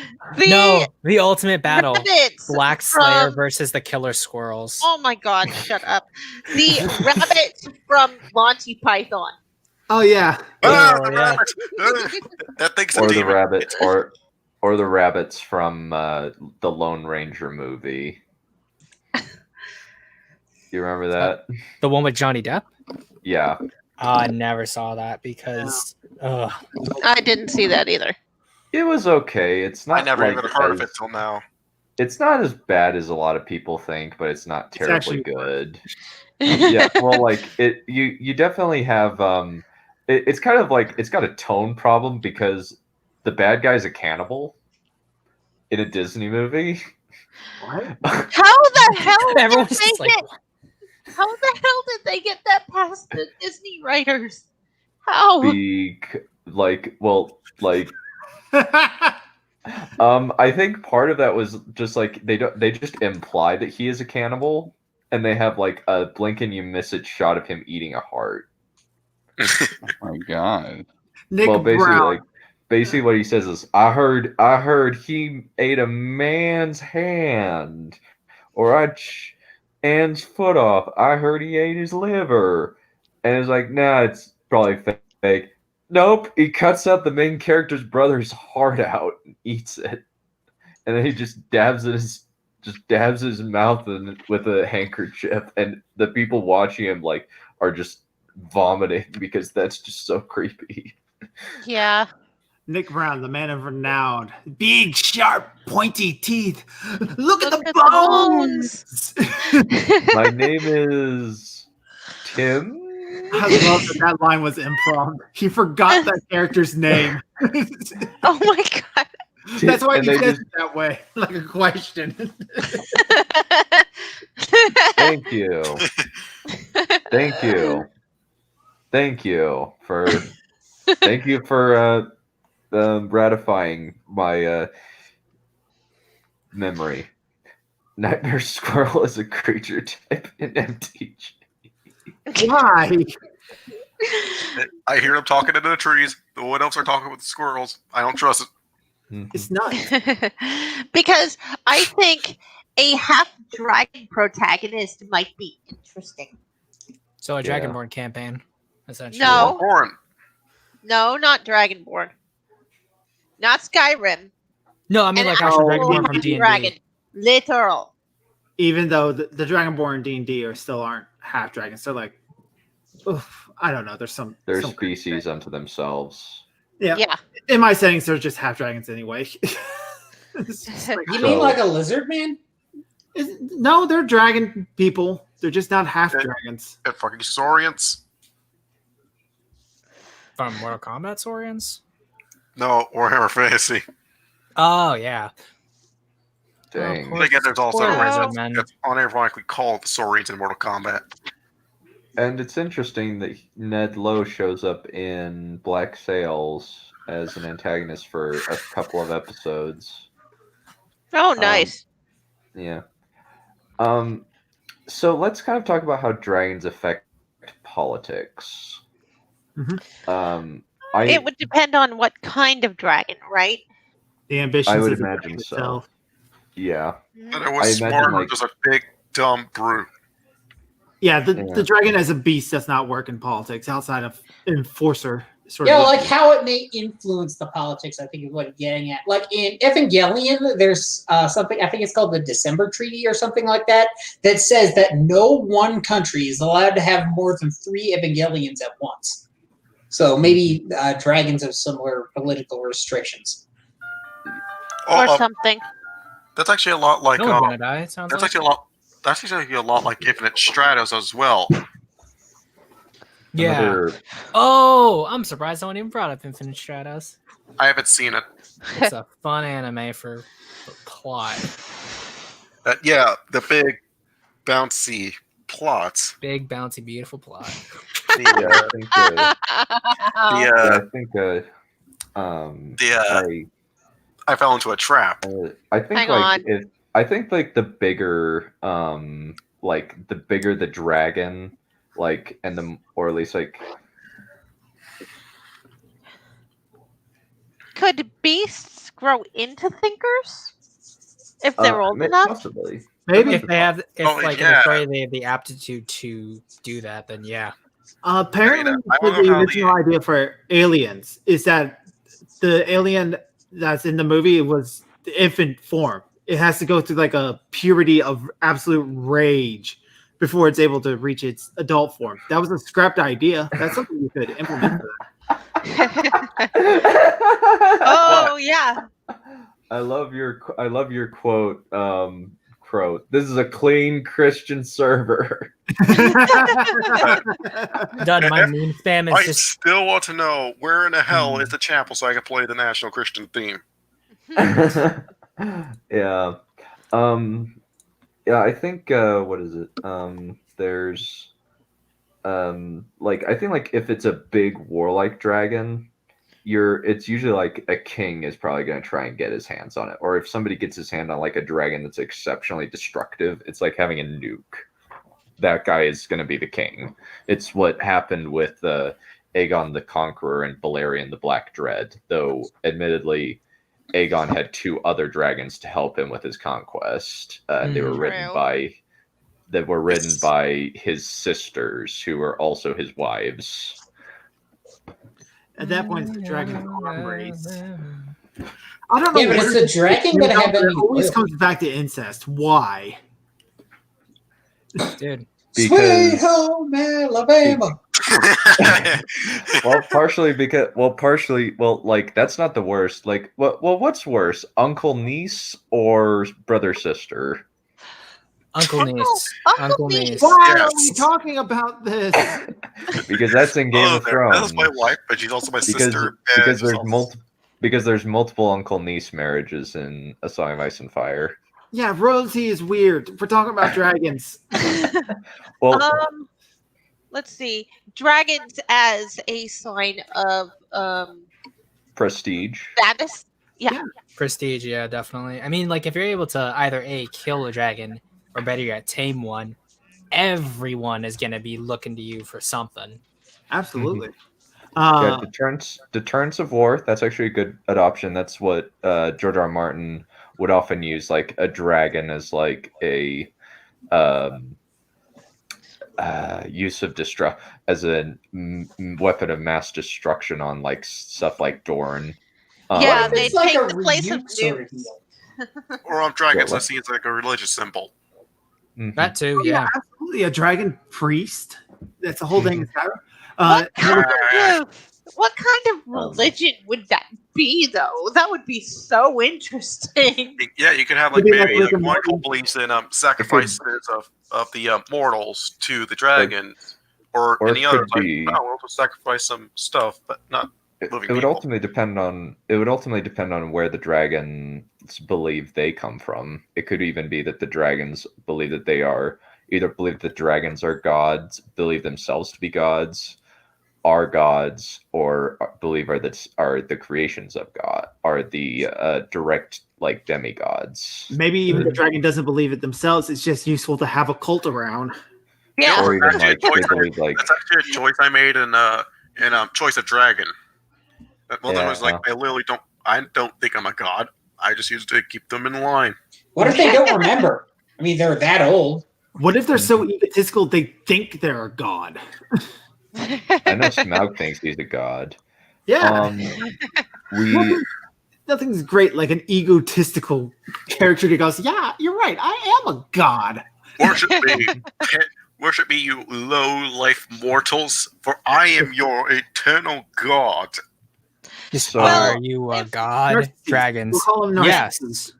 So if the dragons are lived long enough, then they might as well be. Yeah, for example, Nagas technically worship as a goddess. Same with Mula, Mila, and Duma. They worship as gods. And Grima as well. Can't forget that one. He's actually very weird. His origins. He's not really a He's not. He wasn't born. He was just created. Yeah, but he's still a dragon. Yeah, I know that he's actually partially divine dragon. I would say red or blue would be my choice. Green or black? Definitely white. You mean Magic the Gathering colors, or Neph, the white dragons in D&D, they're basically animals. Well, no, not a D&D white dragon. Ah. Oh, here's my answer. I'm going to cheat that system and just say white, red, and blue. That's for dragon. Mine, I would be the cleric of dragons, I suppose. The one with the healing breath. Nice. I'd suppose I'd be the. I'd suppose I stick with the dragon that just doesn't. Is just. Fuck, I can't remember. If we're talking like in D&D sense, I definitely want to be a blue. Yeah, I'd love to be blue because blues have lightning and they're the fastest. Oh, I guess I'll go with. Yeah, if it's D&D, then blue. Oh, if it's D&D, then red. If it's D&D, Okay, probably green still. Stick to I green. mean, heck, I was setting people on fire and then I was eating roasted goblins. Yeah, but you have anger management issues. So just right now, since we're in the Q&A section, we have about I'd say 10 minutes before I have to cut this stream off. Can you really show memes before that happens? Memes. Yeah. All right. While the memes are, I'm pull up the memes as like a thing. Let me see. Let me see. Discord. There's not that many. Not that many. So Nick Brown, the man of renown, if you were to face Smog, what would you say to him to escape his lair to live to tell the tale? Neph, what would you say? Well, why are we in his lair in the first place? That's the context. We'll just say you're Bilbo. What would you say? Oh, I would definitely not steal anything from him. Yeah. Absolutely not. I would be like, if I knew he was watching me, I'd keep my hands behind my back, visible. Oh, no, you can't see your hands then because now you're up to something. Well, no, but I keep my hands where he could see them, or I'd go, I'm not going to touch anything. I just came to look upon your magnificence. I came to admire your magnificence. I'm an admirer of yours. And then I'd slink out. Bilbo could have said to get out of that situation and live. Yeah. I solemnly swear I am here to not be. I solemnly swear I am not here to commit evil doings unto your treasures, for it is yours and not mine. Yes. Hey, look, somebody's stealing your shit. Pew! Yeah. I would probably I would be like, look, a thief over there. I would probably maybe even treat him with indifference, maybe see how that would work, since there's always that possibility that you'd be like, sup, are you not impressed? Maybe he just doesn't want to melt you into his gold pile. He might just throw you out of anger in that case. I would treat him with respect. Yeah. He look at you and is like, what is wrong with you, you little twat, and just flick you. No, maybe. I just thought of it. Maybe. Let me go up to the beginning. Okay, ba-dum-bum-bum. Ooh, I think that this is funny enough. Let me share my screen real quick. Drink his blood to gain his power. Would you... Okay. Oh, Okay. Beowulf, Siegfried, Bard, or St. George? Siegfried. Siegfried, yes. I'd pick Bard because he has the magic death arrow. Well, that's I'd take Beowulf because he killed the dragon, then died, then I get all the loot. that's a good reason. St. George, he gets badass spike armor. I choose Siegfried. That way, as soon as he kills a dragon, I just stab him in the back. You can't do that, though, because he was bathed in dragon's blood. You've got to get him in a certain place. Yeah, the back. Yeah, and his buddy Rory will say, literally in the back. No, he was doused in dragon blood. There is only one place that he can be, that he is vulnerable, and that's not on his back. It's the PP. No, I don't think so. Okay, so when people ship you with the guy who killed your father figure, kidnapped you, tortured you, and tried to kill you and your friends multiple times, seriously? Seriously? Yeah, basically. That's why Raylos are stupid. Yeah. Silly Raylos. Yeah, I hate them. Neph. Yokai. This one was what I was laughing about earlier. Drake Wolfson.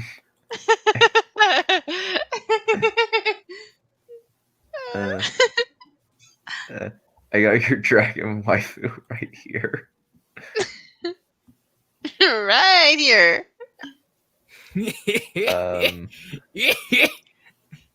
Yokai with the dragon maid pick. Everyone else with an actual dragon maid pick. Alex Halo. Hello. What Chinese dragons are like to Drake.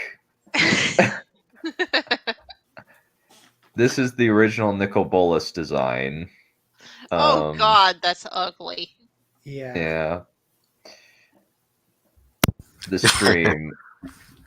stream. How about them dragons? The chat. Dragon Slayer. I'm here. Dovahkiin. Right, Jog. When stream was talking about kaiju. God. Hold on, we're going over memes. Does that mean this is a... Take up your... Well, like, I'm just waiting for questions to come in the chat. I got it. When we're closing, tell me when there's 10 minutes left. I got a nice outro. Oh. Okay. Occupation Army, you recognize Kiryu Coco. Oh, I want to play. I want to play a game. I think it's fair. What would you guys? What dragon would you guys like to have as a pet or an ally? One that's small enough to still be rideable, but not massive. I would pick either. I would pick Balerion or Smaug. I would just want a dragon that I would consider to be competent. So that would take some thinking. I mean, I guess the one from Lord of the Rings. You mean Smaug? Is that Smaug? I wouldn't want him to be on my bad side. I want Pina from SAO. Matt can be super basic and just take Singe because he's actually not that huge a dragon. Probably Pina because she's got healing breath.